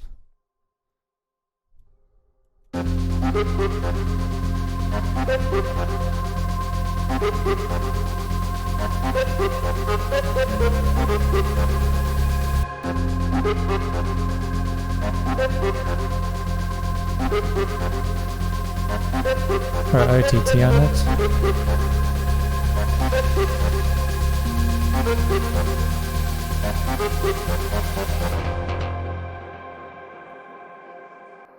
Maybe a reverb on this white noise.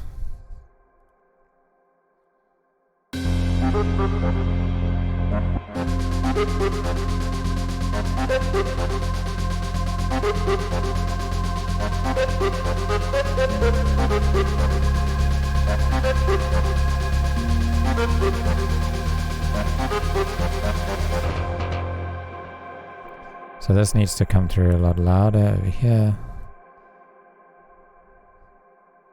So I think maybe the solution is to make this whole section sound quieter than this section.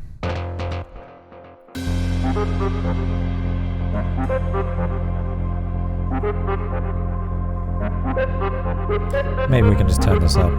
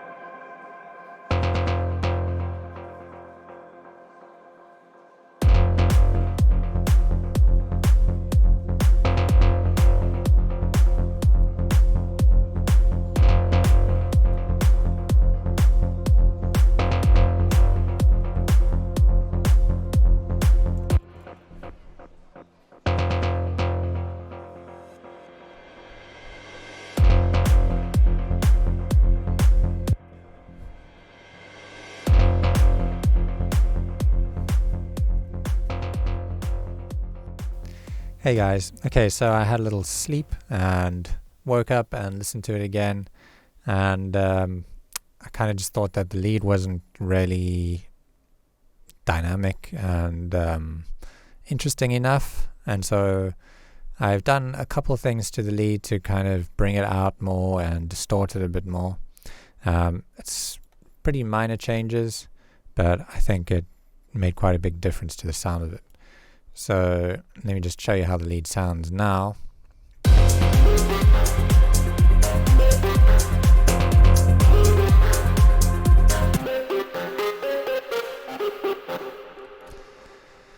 Okay, so the main two changes that I did to this was just adding more distortion and some redux to the sound, and that kind of really brings out this crispiness in the sound and makes it a bit more interesting. The other thing I did was some automation, but let me just quickly show you how it sounds, before without the pedal and redux. So this is how it sounded.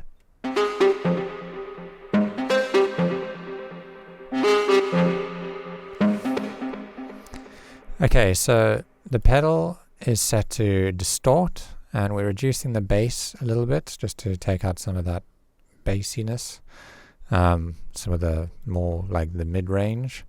Kind of just high passes it a bit actually. And then we're adding a little bit of gain, 8.7%, bringing down the mids a little bit, bringing down the treble a touch, and bringing down the dry wet 74%. And this is how it sounds with and without.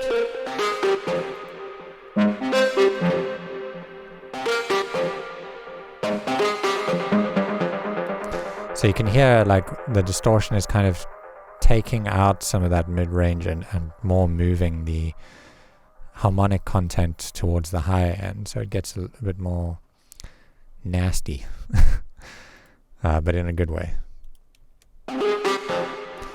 Okay, and then the redux is just adding this nice crispy high end to it. And for that, we've just brought down the rate to 16.7 and the dry wet to 73%. Okay, and I've done pretty much nothing else to the sound. The only other thing is a bit of automation. Let me just show you this automation that I've done. So here I've set up some macros, and so if I hit map and just open this up, you can see the mappings that I've done. Here we've mapped macro 1 to the amp attack. So this amp envelope, here the attack. If you click on that and then click map over here, this dial is now mapped to the attack, and the values that I set here is a minimum of 7 milliseconds and a maximum of 78 milliseconds. So the original sound from yesterday was more like this, with that longer attack of 70 milliseconds, and this is why I used the macro so that I could set the maximum and easily just switch between my ideal maximum amount and my ideal minimum amount.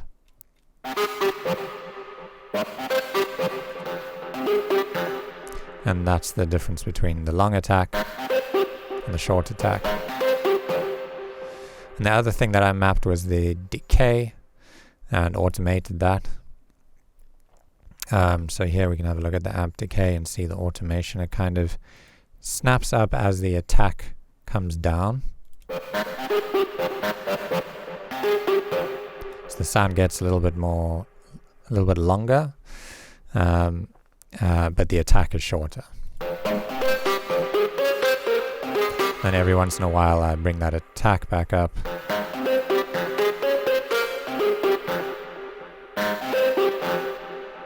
And then towards the end we make it even longer.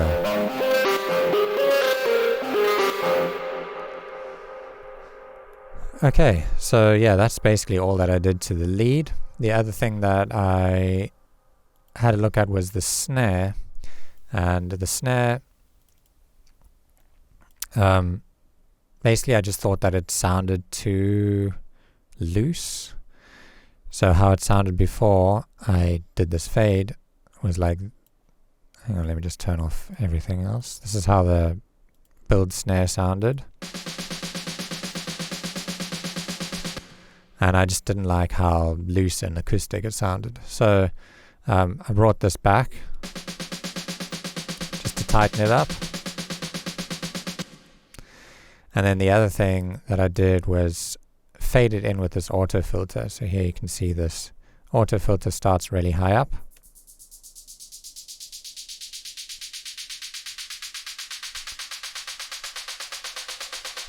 And then it fades in like that.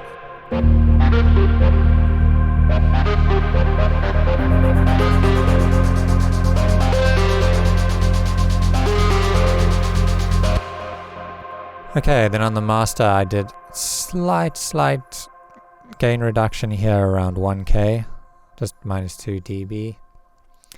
And that's just to clean up the mid-range a bit. And I also did a little bit of a cleanup of the mid-range by going onto individual sounds like this one, for example. This is that pad. And I reduced a bit of the mid-range there.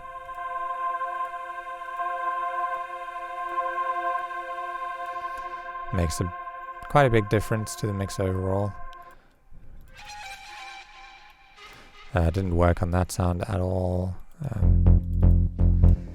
I think on this, yeah, I did a little bit of a reduction there too, and then I grouped all the drums and did a slight reduction around 1K. I just felt like 1K sounded to me like it was a bit too resonant overall.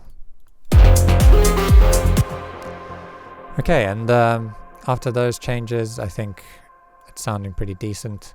Yeah, let's do one final playthrough of the full track in its current state. Let me just do that and hide some of this stuff to make room on the screen. And yeah, let's do a full playthrough.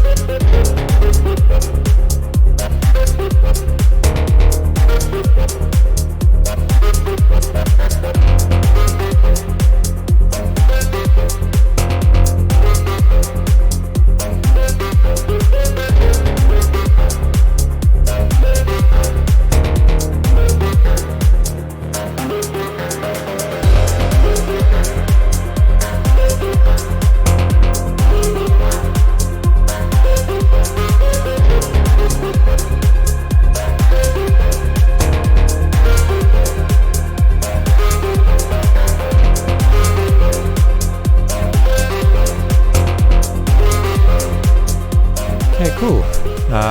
Hope you enjoyed that. Hope you learned a thing or two. Thanks for watching, and I'll see you in the next tutorial.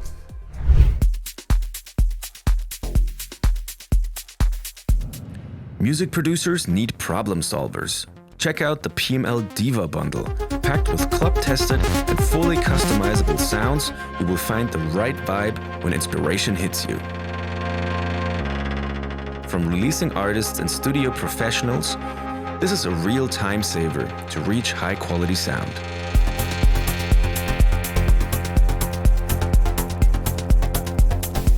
Stay tuned to learn about our educational programs and many more problem solvers in the Everything Bundle. The Everything Bundle is your source of problem solvers and time savers when it comes to producing professional electronic music. The PML Everything Bundle is divided in different sections. The PML Academy with courses and artist masterclasses, and the PML Sound Boutique, containing state-of-the-art sample packs, sound packs by artists, presets and MIDIs, and Ableton project files. Get inspired and produce better sounding tracks now. productionmusiclive.com